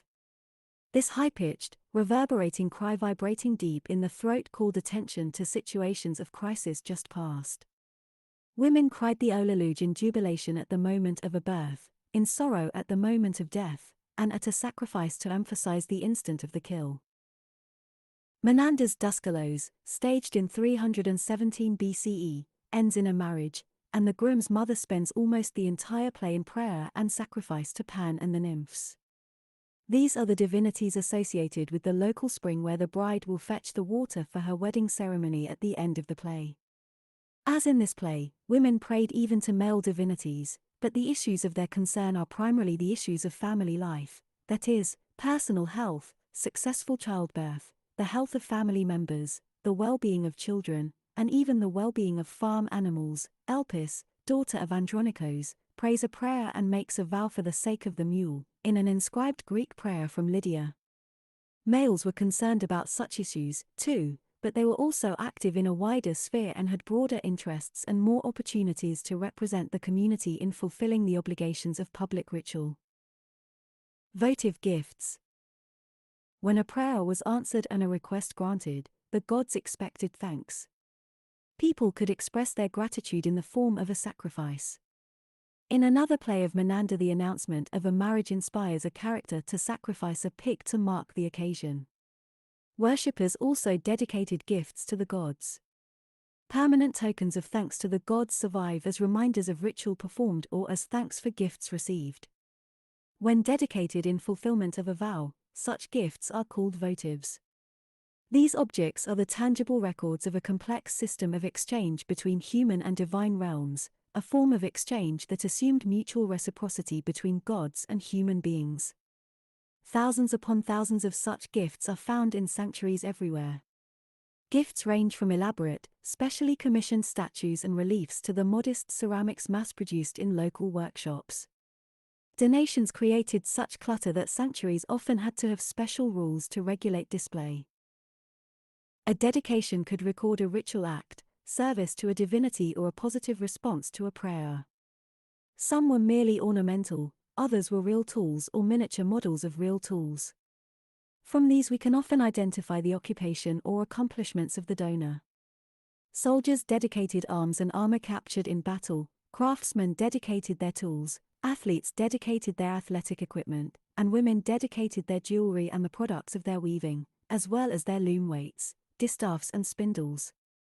Other votives, in the form of reliefs and simple ceramic or metal vases and figurines, represent ritual or objects significant for cult.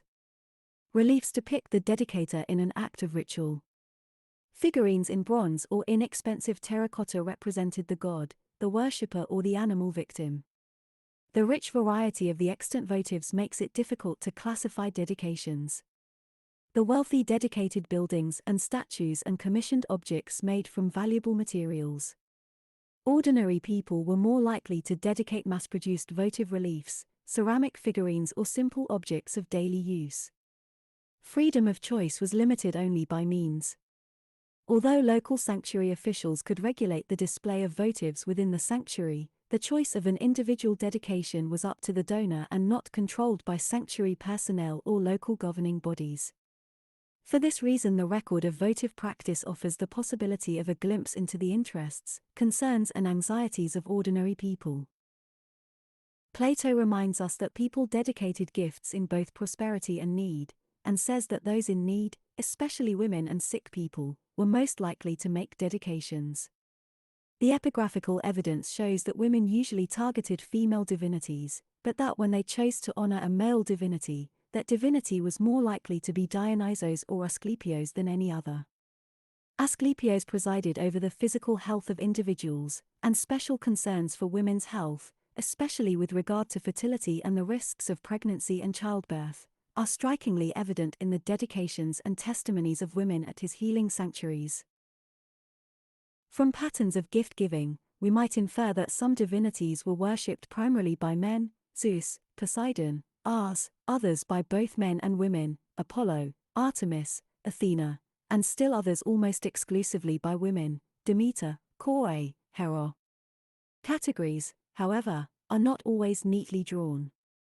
The evidence is by and large archaeological.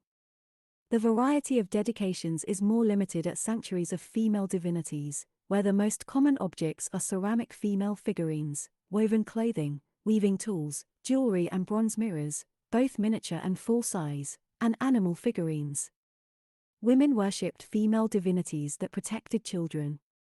Such divinities were called kurotrophic, child-nourishing. Female divinities also protected men. More than 100,000 votive lead figurines, both male and female, found in the sanctuary of Artemis Herald at Sparta, indicate that she was a goddess for both. The material remains of votives and dedications can correct distortions of the poets. Material remains can also raise problems of interpretation. Hera is a good example to consider. This goddess is a puzzling figure. Although her rituals emphasized marriage, the female life cycle and athletic competition. The literary sources represent her as a jealous wife, an incompetent mother and an annoyance to the hero Heracles. Yet, she has a Mycenaean pedigree, important sanctuaries and a long history of receiving substantial dedications in the Argolid, at Pericora and on Samos.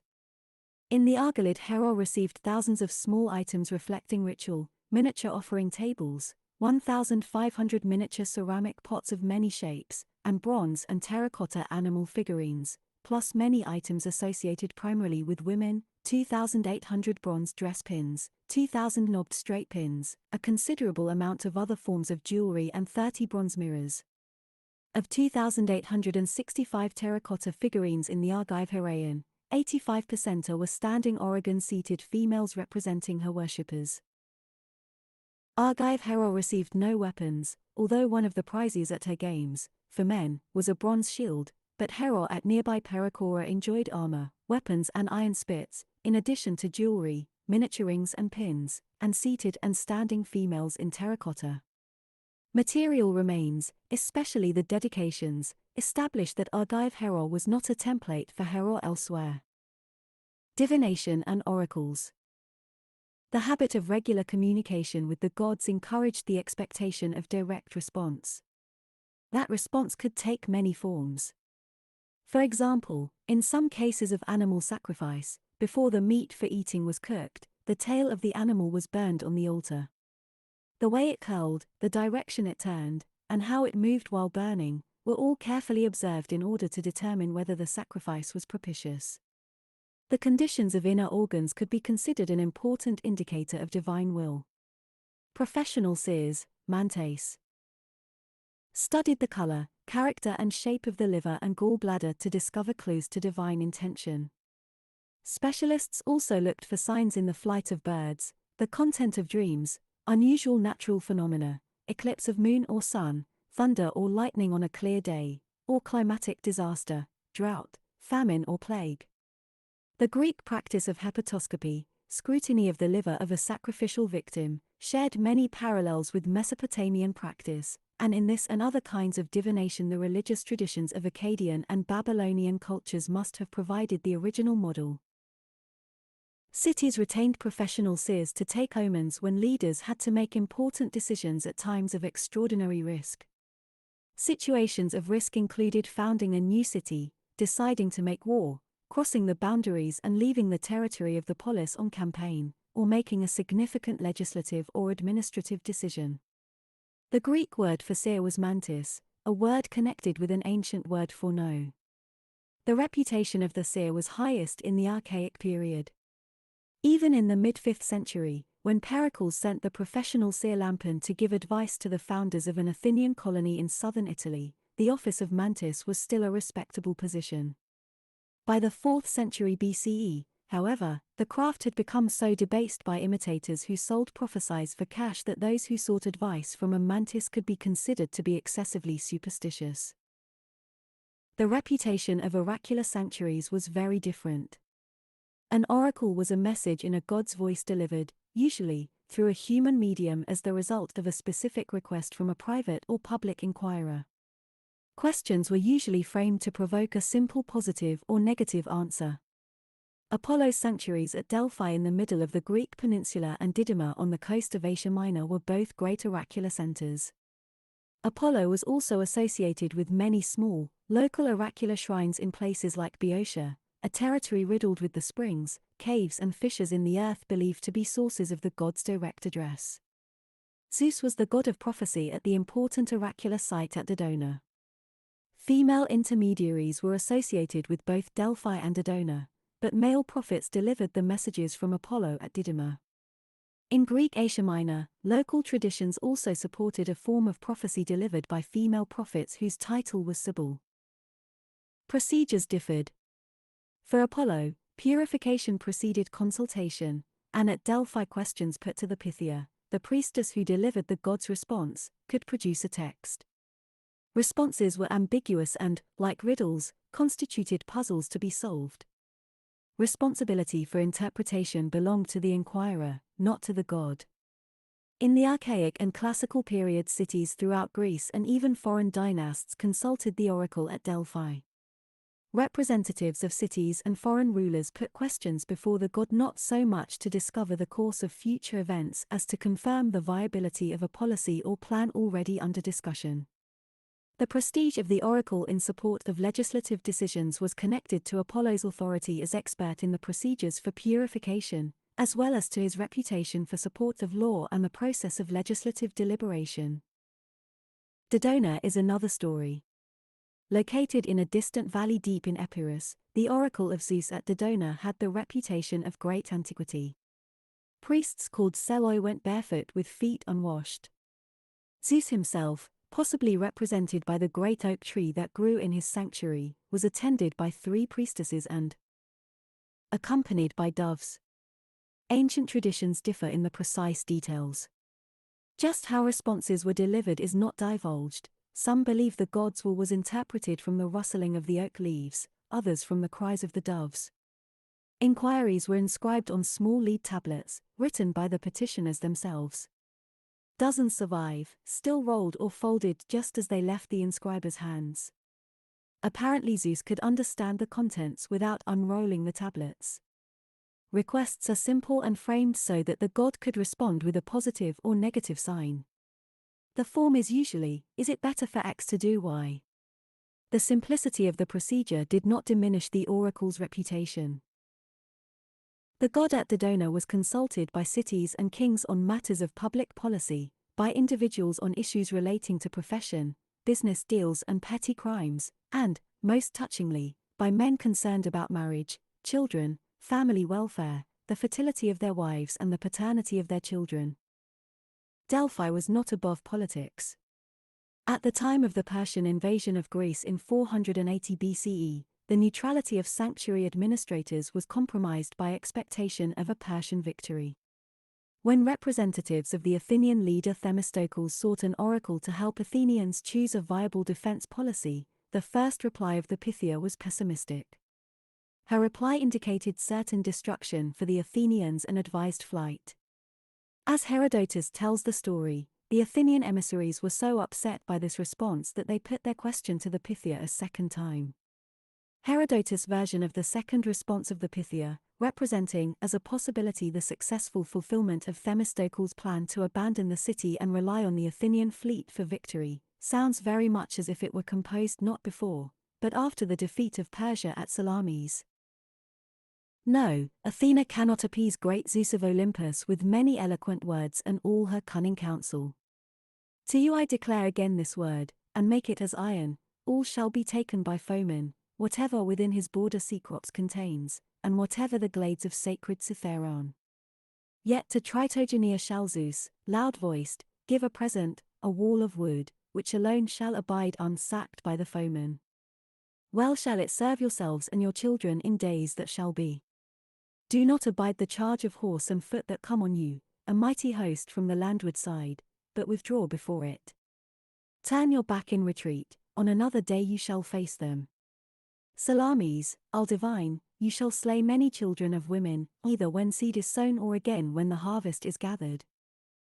Herodotus 7.141, trans. D. Green. Delphi could clearly be influenced by political events.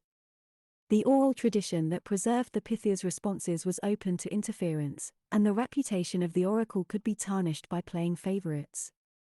Although later Greeks assumed that the height of Delphic influence was reached in the Archaic period, before 480 BCE, the sanctuary continued to thrive and to be embellished by expensive dedications later, throughout the Hellenistic and Roman periods. In the 2nd century CE, Plutarch regretted that the spring associated with the voice of Apollo seemed to have dried up, but the oracle itself did not cease to function. Responses were no longer always delivered in verse. Nevertheless, the attention of Nero in the 1st century and of Hadrian in the 2nd indicates that Delphi's reputation still remained high. Oaths, calling the gods to witness. Early Greek society was a society without written contracts. Oaths sanctioned agreements between individuals, between the individual and the community, and, at higher levels, between communities. At Athens, citizens swore oaths to mark important stages in their lives.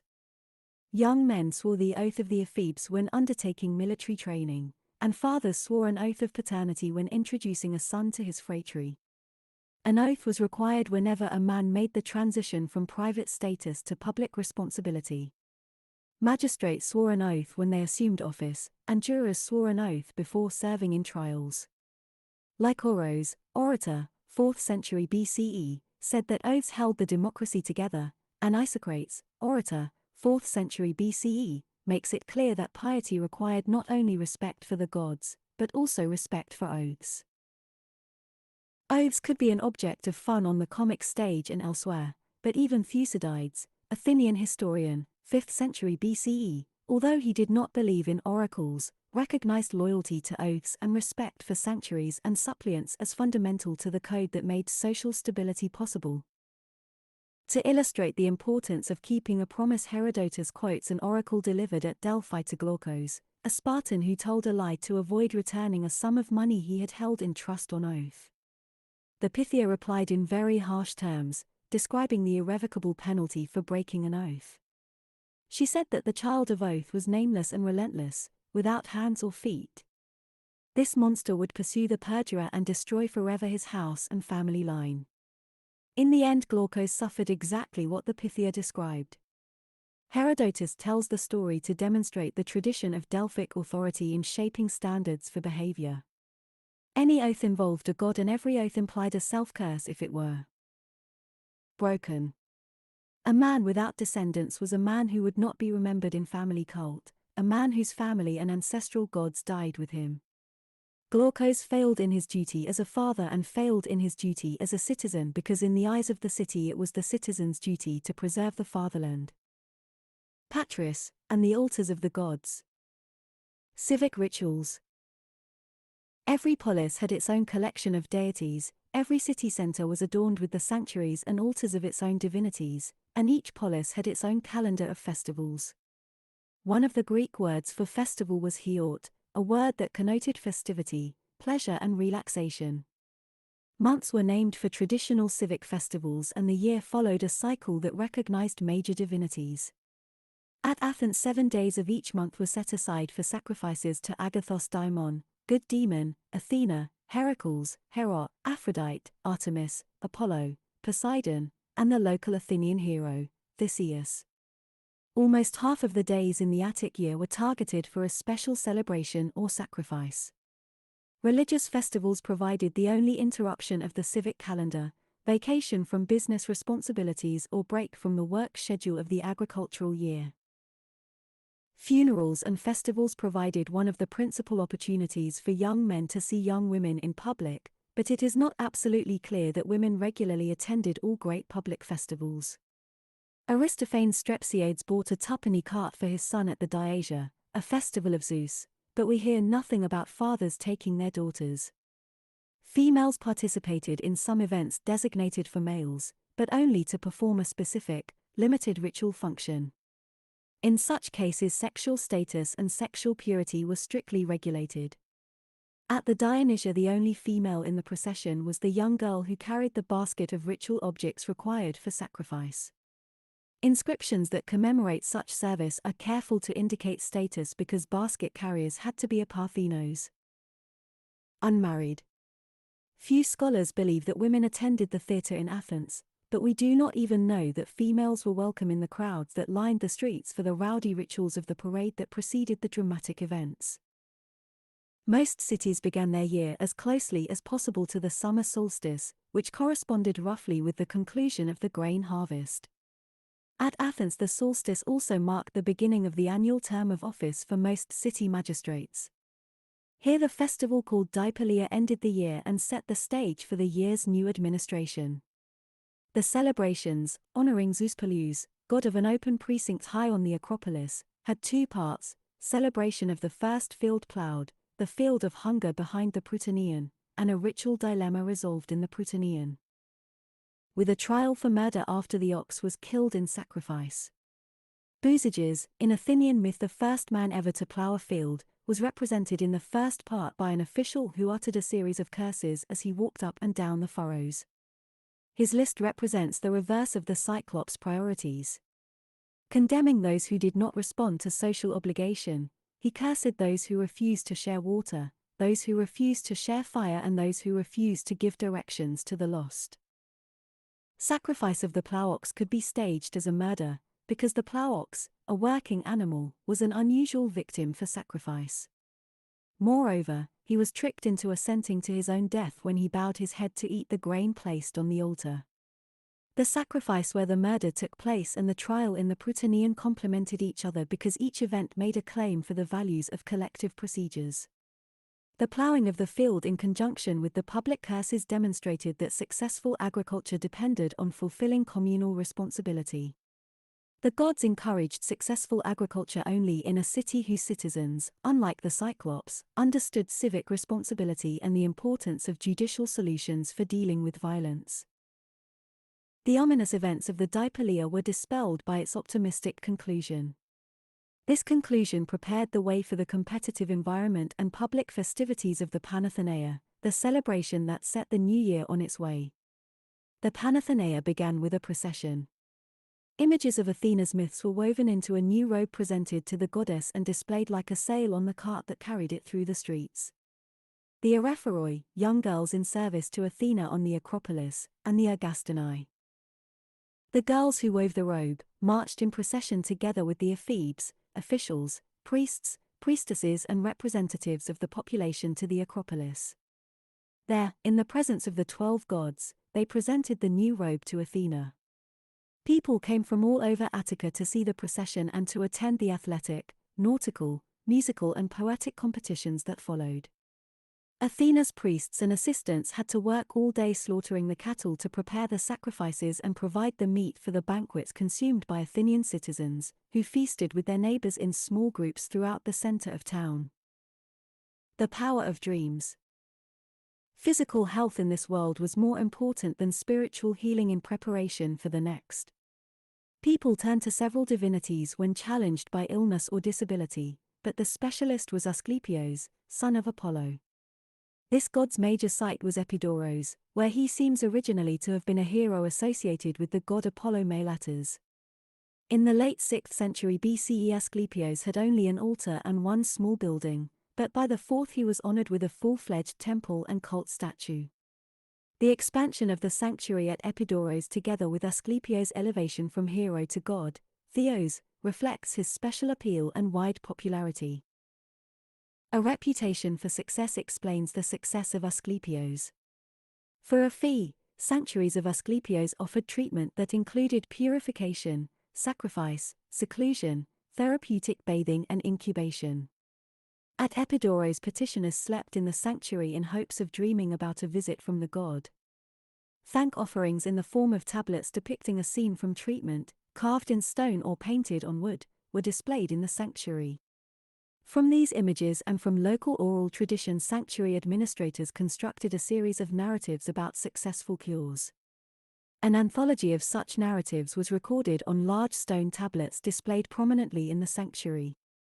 Many of these narratives share a common structure.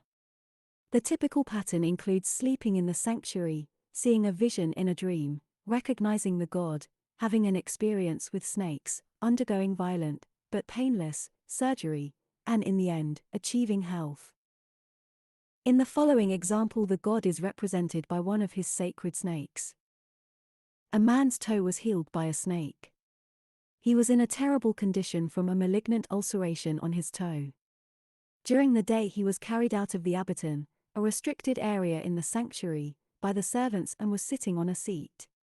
He fell asleep there and then a snake came out of the abaton again. When the man woke up, he was well and he said he had seen a vision. It seemed to him that a good-looking young man had sprinkled a drug over his toe.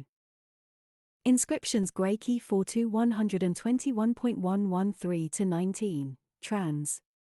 L. Lee Donici. It was important to acknowledge the god's attention. Hermann of Thessos. He came as a blind man, and he was healed. But afterwards, when he didn't bring the fee for the cure, the god made him blind again. Then he came back and slept here, and the god restored him to health. Inscriptions Graeci 42122.7-9, trans. Follows that of L. Lidonici. According to the official account inscribed on stone, Asclepios and his sacred snake were transported to Athens by chariot from Epidaurus in 420-19 BCE. The god and his sacred snake were received at Athens by a certain Telemarchos, who paid for the landscaping when the city established a sanctuary for the god. The episode illustrates what was needed to establish a new god at Athens: a sponsor willing to negotiate with officials, a clientele to lobby for space for a temple, and an assembly of citizens predisposed not only to the god's advocates, but also to the god himself. Procedures for receiving a new god were as complicated as the procedures for naturalizing new citizens. Officials managed festivals, but authority for decisions about cult matters lay with the assembly, and all decisions about civic ritual, such as the sacrificial calendar, the upkeep of sanctuaries and the regulation of priests and priestesses, were subject to public debate and confirmed by vote. Asclepios represented for Athenians the possibility of health for individuals. The arrival of Asclepios at Athens on the heels of the plague earlier in the 420s suggests to some that he was brought to Athens because residents were concerned about the ravages of this disease. Epidemics, however, were not a speciality of Asclepios. Plague belonged to Apollo, who as Hecatebelos, far-shooter, or Apatropios, averter, could both inflict plague and take it away. Asclepios was more concerned with ordinary chronic conditions and disabilities. Moreover, he did not treat cities, he treated individuals. His sanctuaries profited from public awareness of the new approach of Hippocratic physicians. Sanctuary procedures incorporated professional medical techniques and imitated the contemporary Hippocratic emphasis on attention to symptoms and the individual case history. By combining an attractive and generous divinity with the pleasant surroundings of his sanctuaries and the personal attention of his staff, the administrators of his sanctuaries developed rituals that inspired confidence and attracted a wide clientele. Asclepios was not the only divinity recognized for offering remedies.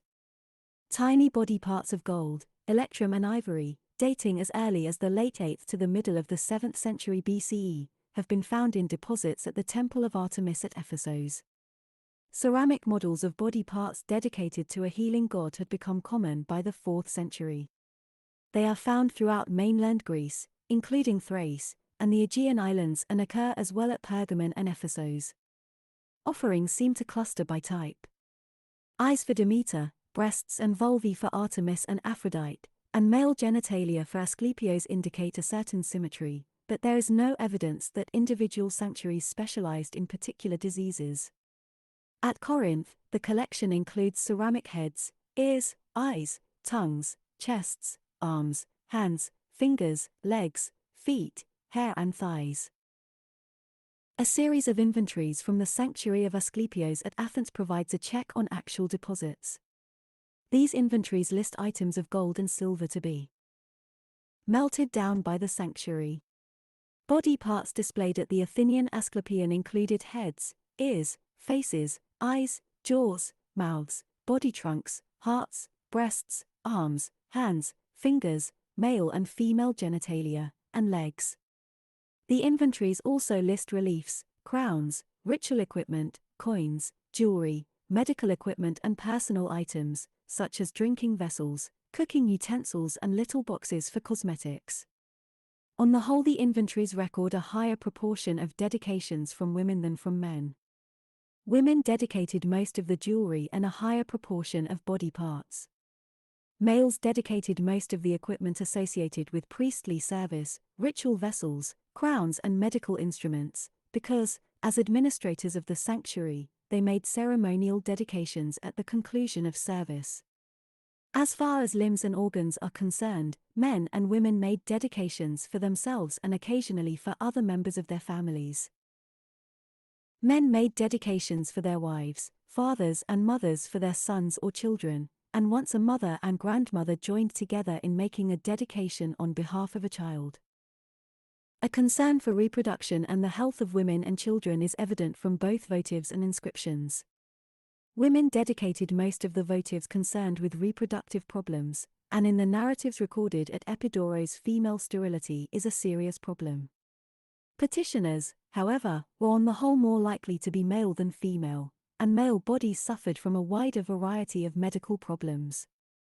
When we compare the inventories that list donors, we can see that males were treated for injury, blindness, paralysis, lameness, lice, kidney stone, tuberculosis, hepatitis, infection, pleurisy, indelible tattoos, headache, arthritis, dyspepsia and gout, while females were brought to the sanctuary for reproductive disorders, in particular, prolonged or false pregnancy or sterility, andropsy, tumor, infection, blindness and tapeworm. Healing sanctuaries continued to be a growth industry after the 4th century and were so popular that evidence for temples of Asclepios became a reliable measure of the spread of Hellenism in Asia Minor in the Hellenistic period. Although direct attention to the individual client might go some way to explain this phenomenal development, the construction rate of new sanctuaries for Asclepios was everywhere dependent on city sponsorship. At Erythrae in the 2nd quarter of the 4th century BCE, the city passed legislation to retain for the polis the privilege of the first sacrifice at a festival for Asclepios. In other cities, Asclepios became the major divinity in the Hellenistic period. This is true at Kos, home of one of antiquity's great medical centers, where Asclepios and his sanctuary were the focus of an annual festival attended by Theoi. Representatives from cities throughout the Greek world.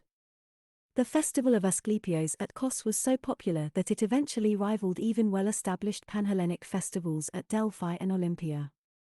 Elaborate facilities for guests, dormitories for those awaiting dreams, large facilities for therapeutic bathing and theatres for entertainment are among the improvements added to sanctuaries of Asclepios in the Hellenistic period. Asclepios may have been a god who served individuals, but his sanctuaries were sponsored and maintained by cities.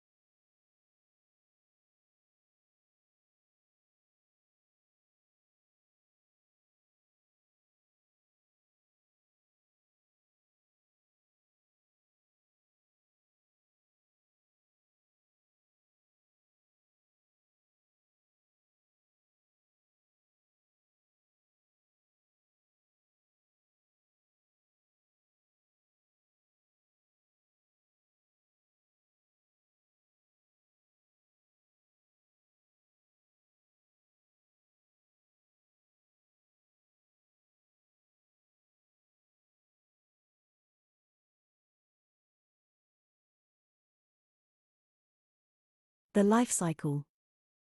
The cycle of life from birth to death was organized by a series of rituals to mark important transitions. Some ceremonies stressed the completion of an earlier stage, others emphasized transitions to the next. Many of these rituals were the responsibility of the family.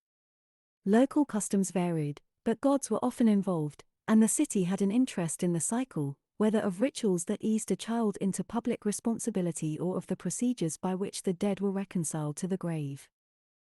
Birth. Birth, as the first transition, was a time of danger for the mother as well as the child. A woman in childbirth was considered to be especially polluted, even able to pollute others. This means that she herself could not enter a sanctuary or approach the gods in ritual or supplication until she had waited from 10 to 21 days for the pollution to dissipate. During this period, rituals for the newborn were the responsibility of the family.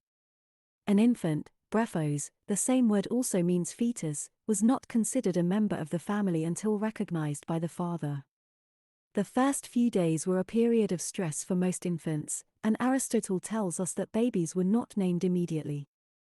Families waited to assess the infant's chance for survival. To join the family, the child was carried around a hearth in the house in ceremonies called amphidromia, rites of running around, similar to the reception at the hearth that brought a new slave or new bride into the household.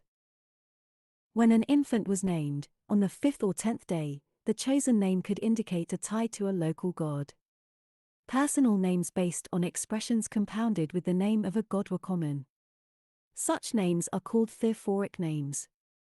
Because he was protector of young boys through childhood and adolescence, Apollo was the god whose name most parents used. Apollodoros, a very popular name, meant gift of Apollo, and Artemidoros meant gift of Artemis. Apollonius, Demetrius and Dionysius were all adjectival forms of a divine name. Others, Diageaton, neighbor of Zeus, Pythageaton, neighbor of the Pythian god, Apollo, or Athanageaton, neighbor of Athena, all indicate that the family lived near a sanctuary. Theophoric names were not so much an indication of personal devotion as a sign of Hellenic identity. Claiming a god's protection seems to have made parents feel more secure. Rituals of maturation. Political status and paternity were a concern of the city and a concern of the gods. Every year, the adult males of the community met in small groups consisting of the extended male kin group. These groups were called phratrii, phratries. In Athens during the Apatoria, a 3-day festival for Apollo, each phratry held its own meeting. Members gathered to announce recent births, to recognize the maturity of sons ready for membership, and to hear young adult members announce the names of their brides. Fathers of children born in the past year offered a sacrifice, to Mayan, to introduce new sons to the group. By accepting the sacrifice, the phratry acknowledged paternity and provided an important contribution to family coherence and community stability. Fathers of sons who had reached adolescence offered the kurein, a second sacrifice that marked a boy's application for membership. The father's oath accompanied this ritual.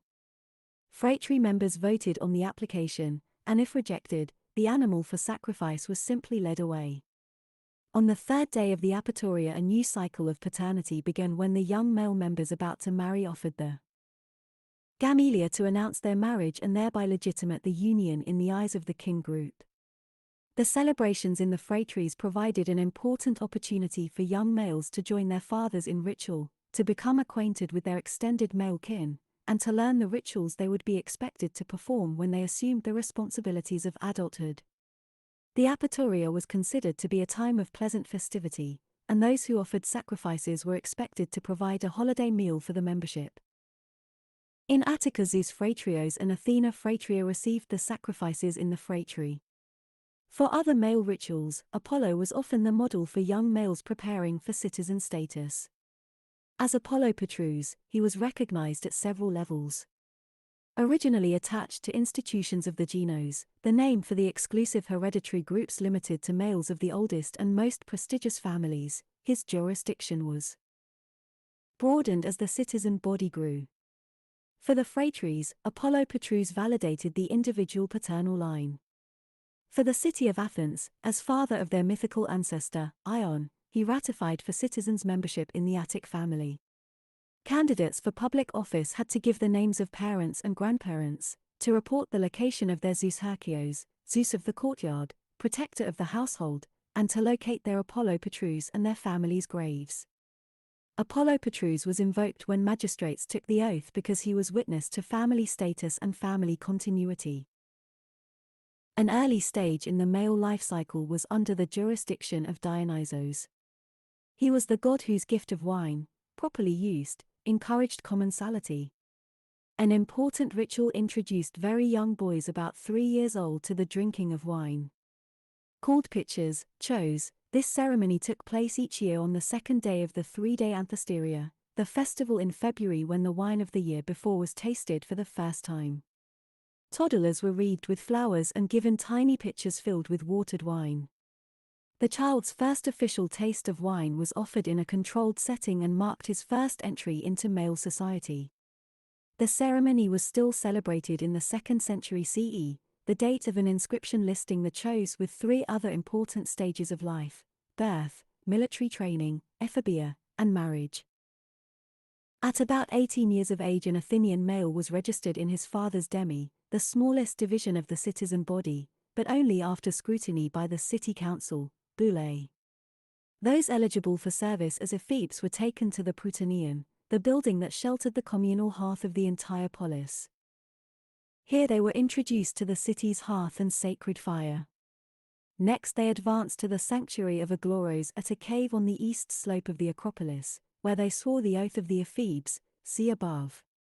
Aglaros, daughter of an early king of Attica, was worshipped as a heroine, and her sanctuary probably marks the birthplace of Erycthonios, the mythical king born from the earth who was progenitor of all Athenians through his daughter, Creusa. Athena had presided over his birth, just as she presided over the people of Athens. When young men swore the oath to take up the responsibilities of citizenship, they laid claim to a common identity that made all citizens members of one Attic family.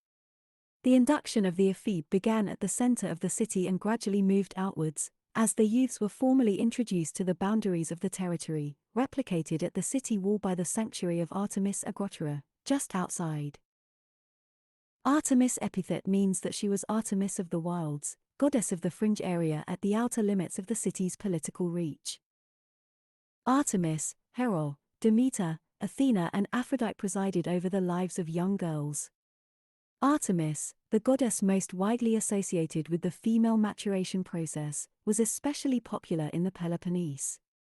Elsewhere, in particular in the Argolid, at Elis, on Samos and probably at Poseidonia, Herald took first place. Artemis was a permanent virgin, but Herald, worshipped in the Argolid as virgin, wife and widow, represented the complete female life cycle. To assure divine protection, young girls danced and sang hymns for Artemis in choruses throughout the Peloponnese. In Attica they played the part of bears in the Octaea, a festival where their dance separated them from the first stage of childhood and prepared them for the next. Girls wove textiles and dedicated them to Koe in Lokroi, to Hera on Samos, to Artemis in Attica and Boeotia. They did this to glorify a goddess, but also to demonstrate their achievement of the skills that would make them good wives and mothers. Goddesses who presided over the rituals of the female life cycle often required attendants who had to be unmarried and sexually pure. In the case of Artemis, such attendants imitated the status of the goddess and also served as example for all the girls of the city. Young women had to know Artemis before they could come to know Aphrodite. Myths of Artemis, where young women are punished severely for premarital sexual experience, demonstrate the consequences of arousing her anger. Death in childbirth was explained by her arrows. A 4th century inscription from Cyrene shows how important Artemis could be for the welfare of the polis. The people of Cyrene recognized that if Artemis was not satisfied with the rituals performed by the young women of the city, the whole population would suffer. They consulted Delphi and received an oracle that validated local procedures for protecting young women as they married and anticipated their first child. This law isolates 3 important stages: before marriage, although the text is uncertain, at the time of marriage and in pregnancy. Detailed instructions for performing rituals for Artemis are laid out and penalties assessed for any young woman who failed to comply. The city took an interest in the health of its young women because the risks of neglect threatened everyone. Weddings and funerals. Weddings and funerals were family affairs, but gods were invoked at several points in the proceedings, and divinities protected specific aspects of the process. The divinities associated with weddings and marriage included Apollo and Artemis, associated with transitions, Zeus and Hera, whose marriage was a model, Peitho, goddess of persuasion, and Aphrodite, who represented sexual arousal. Except for the announcement of marriage at the Gamelia, most of the ceremony was centered on the bride herself, because she was the individual for whom marriage required the most significant change. For her, the wedding was both a physical and a social transition. Before the ceremony, the bride had to be purified by a ritual bath. The water came from a local spring especially designated for such occasions. The dozens of fragmentary miniature lautrophoroi, vases for carrying water for ritual baths, found in the waters of a copious spring in a cave near Athens represent the full-sized pitchers used by local brides for the ritual. The deposits identify this as the designated spring for the local demi. The purity of the bride, called nymph from her wedding day until the birth of her first child, was emphasized by the purity of the spring, guarded by divine nymphs. Other items found in the cave include dolls, dedicated by the bride who no longer needed the toys of childhood. Terracotta figurines representing Eros, Aphrodite, Pan, Silenos and a satyr, found together with ordinary female figurines in the same place, were also dedications. These recognized the bride's new sexual responsibilities. The water from the communal spring purified the bride and prepared her for her reproductive responsibilities in marriage. The main event of the ceremony was the procession that carried the bride from her parents' home to the home of the new husband. The procession openly displayed the new union before neighbors who might be called upon later to witness that it had taken place.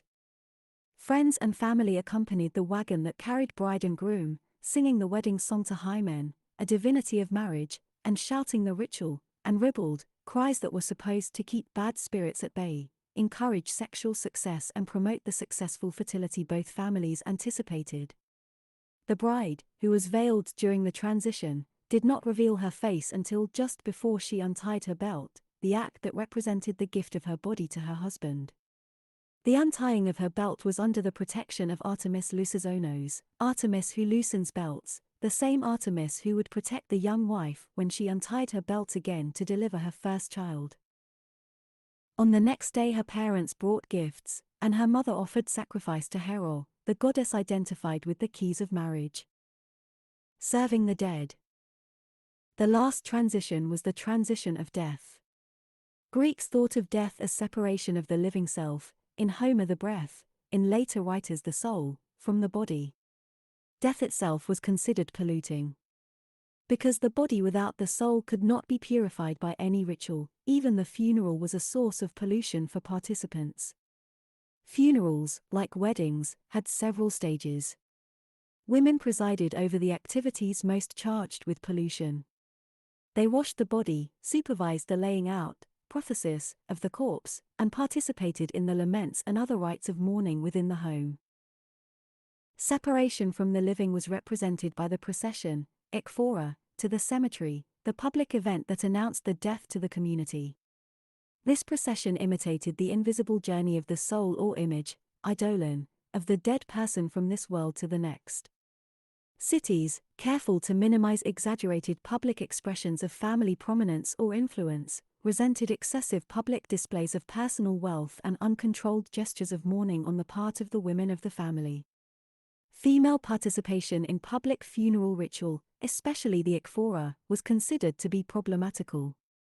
Therefore, only women closely related to the dead person could take part. Cities often passed legislation to limit the number of women that could be seen in public at a family funeral.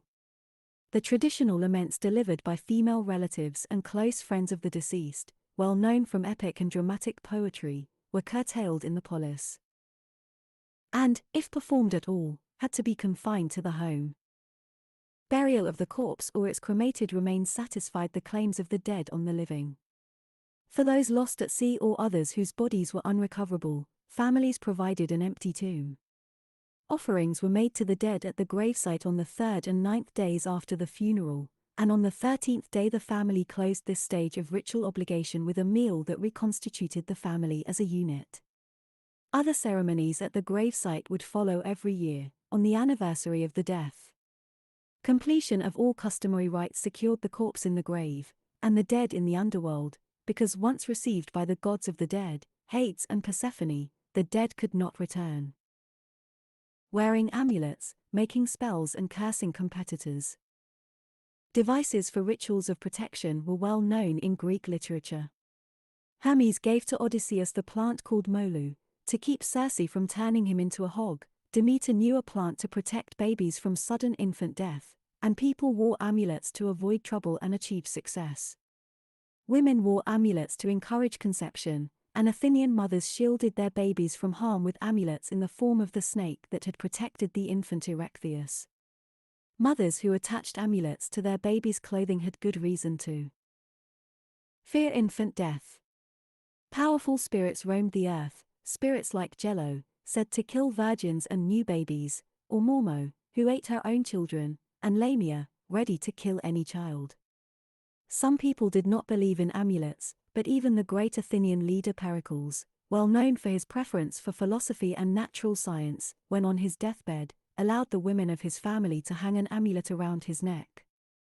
Educated males may have been contemptuous of such practices, but the impulse to seek special protection from danger was accepted by the society as a practical strategy. Soldiers converted their shields to protective amulets by decorating them with representations of fierce monsters designed to frighten the enemy. The owl on Athenian coins, with its threatening full frontal stare, made each coin a protective amulet for the entire city. Greek religious practice also includes a dark corner of personal rituals secretly performed to compel an oblivious victim. Such rituals included writing love charms to force a beloved from the arms of another or scratching a curse on a lead tablet to destroy a competitor in law, business, athletics or politics. Individuals at all levels of society participated in such practices. Writing a curse while reciting it aloud increased its effectiveness, ensured that it would not be forgotten, and, what is more, enabled its conveyance to the underworld, where the deities who could carry out the terms were to be found, for example Hermes Thonios, Persephone, Hades and the Erinyes, spirits of revenge. The preferred messenger for transmission was a young person recently, but untimely dead, an Ahoros. A message deposited in the grave of one who had died too soon accompanied the wraith straight to the underworld. The general opinion about such rituals is not favorable. Pericles was embarrassed by his amulet, and Plato shows nothing but contempt.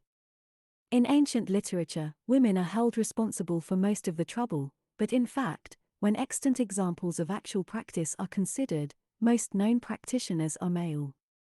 Two issues aroused suspicion. One was secrecy, the other was acting alone. Spells and curses cast by the individual in solitude, without an audience, for personal gain and directed at a victim without warning or explanation were considered problematical. Such tactics were not only antisocial, they were unfair. Some rituals delivered in secret, however, differed very little in intent and method from public rituals designed to secure protection for the whole city. The giant pair of eyes on the city wall at Thessos, its gaze aimed to paralyze attackers, was displayed in public because it protected the entire city. At Teos and Abdera, public curses were proclaimed at the greatest annual festivals. Pronounced on behalf of the city by a magistrate speaking to the entire citizen population, these official curses clarify the difference between a public and a private curse. The public curse at Teos threatened destruction for anyone who interfered with the local grain trade or any individual who tried to cast spells against the many. What was at stake was not the casting of spells, for what else is a public curse, but doing so alone, secretly, on the sly and, even more terrible, targeting the many. Fear of the negative consequences of unofficial spells indicates the depth of the belief in the potency of any spell. For this reason the Polis retained the institution of the public curse, an instrument invoked especially in periods of crisis. At Athens, on the eve of a major military expedition during the Peloponnesian War, almost all the protective statues standing before the doors of private homes and public buildings in Athens were destroyed. The entire city was in uproar. Those held responsible were convicted on a charge of impiety. As an indication of the seriousness of the crime, conspirators were publicly cursed by all the priests and priestesses of the city. One priestess is said to have refused to participate, claiming that she was a priestess who performed prayers, not curses. We do not hear much about public cursing after the classical period, but private cursing, although never officially approved, persisted throughout antiquity, leaving behind for us a twisted trail of bizarre texts scratched on lead, papyrus and scraps of broken pottery. The shifting topography of the dead. The journey to the underworld was the final separation.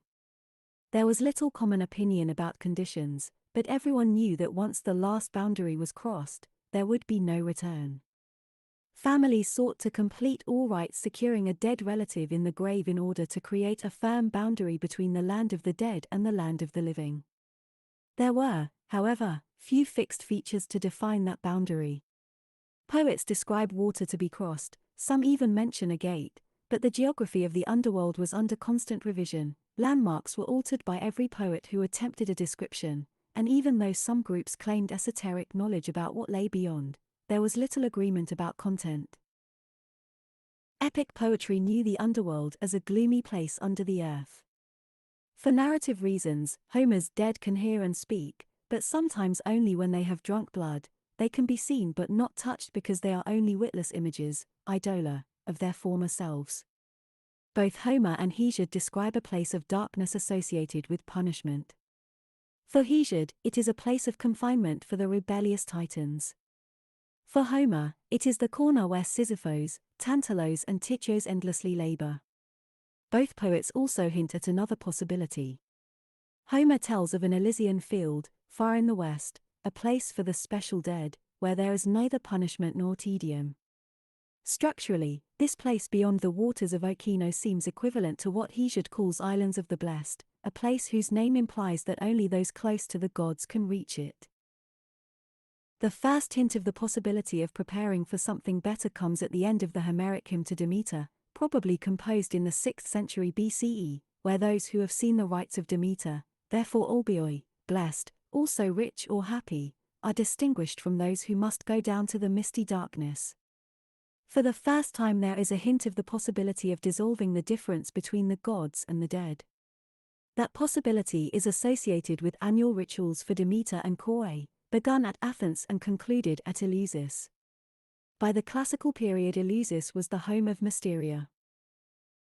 Mysteries, rituals that could not be described or discussed, but which were available to all who spoke Greek, male and female, slave and free.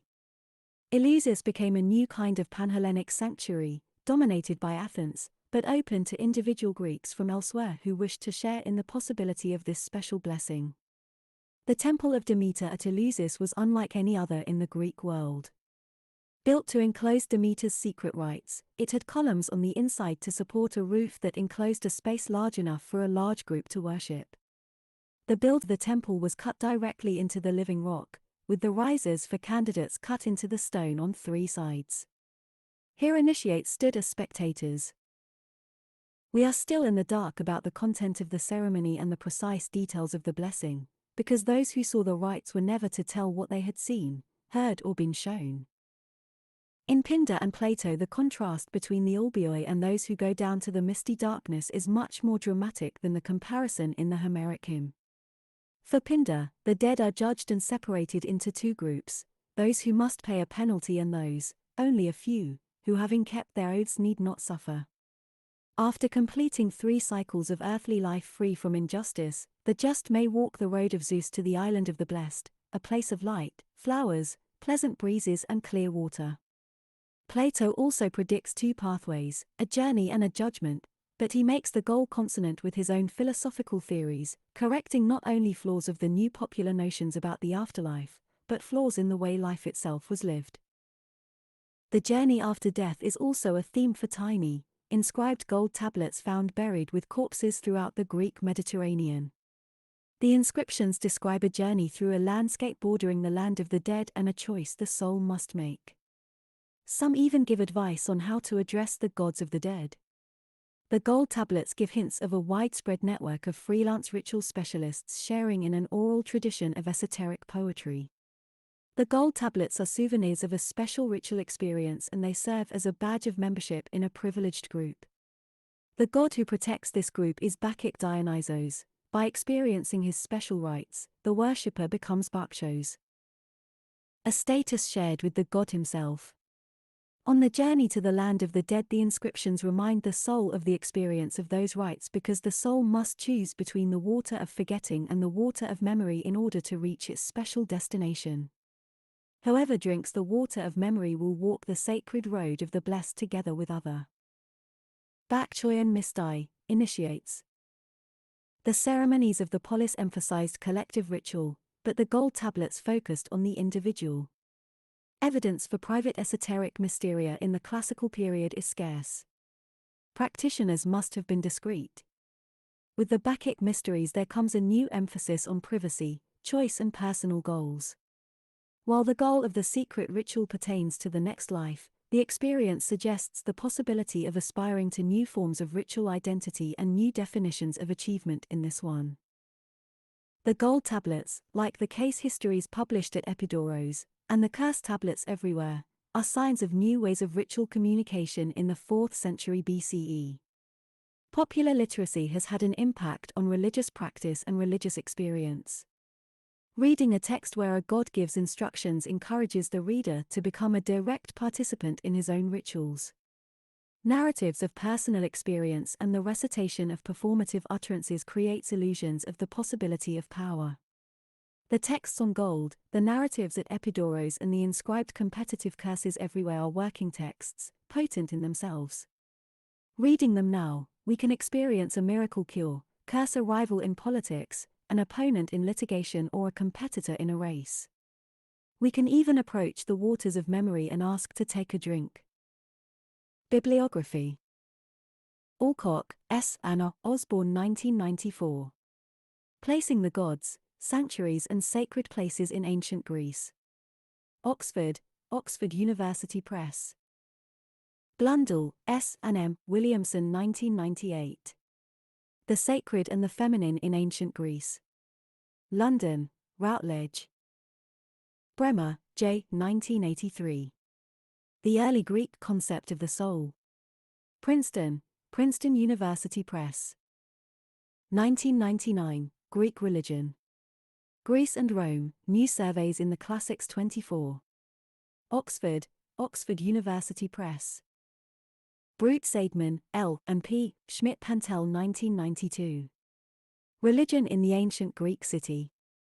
Cambridge, Cambridge University Press. Burkett, W. 1977. Greek Religion. Cambridge, Massachusetts, Harvard University Press. 1983, Homo Necans. Berkeley, University of California Press. 1992, The Orientalizing Revolution, Near Eastern Influence on Greek Culture in the Early Archaic Age. Cambridge, Massachusetts, Harvard University Press. Buxton, R. 2000. Oxford Readings in Greek Religion. Oxford, Oxford University Press. Detienne, M. 1977. Dionysos Slain. Baltimore, Johns Hopkins University Press. 1994, The Gardens of Adonis, Spices in Greek Mythology. Princeton, Princeton University Press. Detienne, M. and J. P. Vernant 1989. The Cuisine of Sacrifice Among the Greeks. Chicago, University of Chicago Press. Easterling, P. E. and J. V. Muir 1985. Greek Religion and Society. Cambridge, Cambridge University Press. Farran, C. A. and D. Obink 1991. Magica Hiera, Ancient Greek Magic and Religion. New York, Oxford University Press. Gauger, J. G. 1992. Curse Tablets and Binding Spells from the Ancient World. New York, Oxford University Press. Graf, F. 1985. Nordionish Culti. Rome, The Swiss Institute in Rome. Guthrie, W. K. circa 1950. The Greeks and Their Gods. Boston, Beacon Press. Hag, R. 1996. The Role of Religion in the Early Greek Polis. Stockholm, The Swedish Institute. Hag, R. N. Marinatus and G. C. Nordquist 1988. Early Greek Cult Practice. Stockholm, The Swedish Institute. Jameson, M. H. 1988. Sacrifice and Animal Husbandry in Classical Greece. In C. R. Whitaker, ed., Pastoral Economies in Classical Antiquity. Cambridge, Cambridge University Press, pp. 87-119, Cambridge Philological Society, Supple, v. 14. 1991, Sacrifice Before Battle. In V. D. Hansen, ed., Hoplites, The Classical Greek Battle Experience. London and New York, Routledge. Just, M. 1985. Sanctuaires et Cultes d'Arcadie. Paris, J. Vrin. Lee Donici, L. R. 1995. The Epidaurian Miracle Inscriptions, Text, Translation, Commentary. Atlanta, Georgia, Scholars Press. Marinatus, N. Anna Hag 1993. Greek Sanctuaries, New Approaches. London, Routledge. Michelson, J. 1983. Athenian Popular Religion. Chapel Hill and London, University of North Carolina Press. 1998, Religion in Hellenistic Athens. Berkeley, University of California Press. Otto, W. F. 1965. Dionysos, Myth and Cult. Bloomington, Indiana, Indiana University Press. Parker, R. 1996. Athenian Religion, A History. Oxford, Oxford University Press. 1983, Miasma, Pollution and Purification in Early Greek Religion. Oxford, Oxford University Press. Polignac, F. de 1995. Cults, Territory, and the Origins of the Greek City-State. Chicago, University of Chicago Press. Price, S. 1987.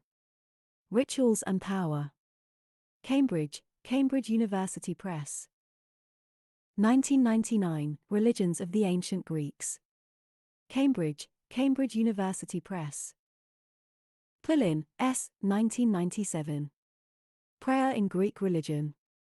Oxford, Oxford University Press. Schachter, A. 1992. Policy, Cult, and the Placing of Greek Sanctuaries. In A. Schachter and J. Bingen, eds, Le Sanctuaire Grec. Intrition sur l'Antiquité Classique 37. Geneva, Foundation Hart, pp 1-57. Schmidt-Pantel, p. 1992. La Cite au Banquet. Rome, École Française de Rome. Seaford, R. 1994. Reciprocity and Ritual. Oxford, Oxford University Press. Savinu Inward, circa 1995. Reading Greek Death. Oxford, Oxford University Press. Van Bremen, R. 1996. The Limits of Participation, Women and Civic Life in the Greek East in the Hellenistic and Roman Periods. Amsterdam, C. Gieben.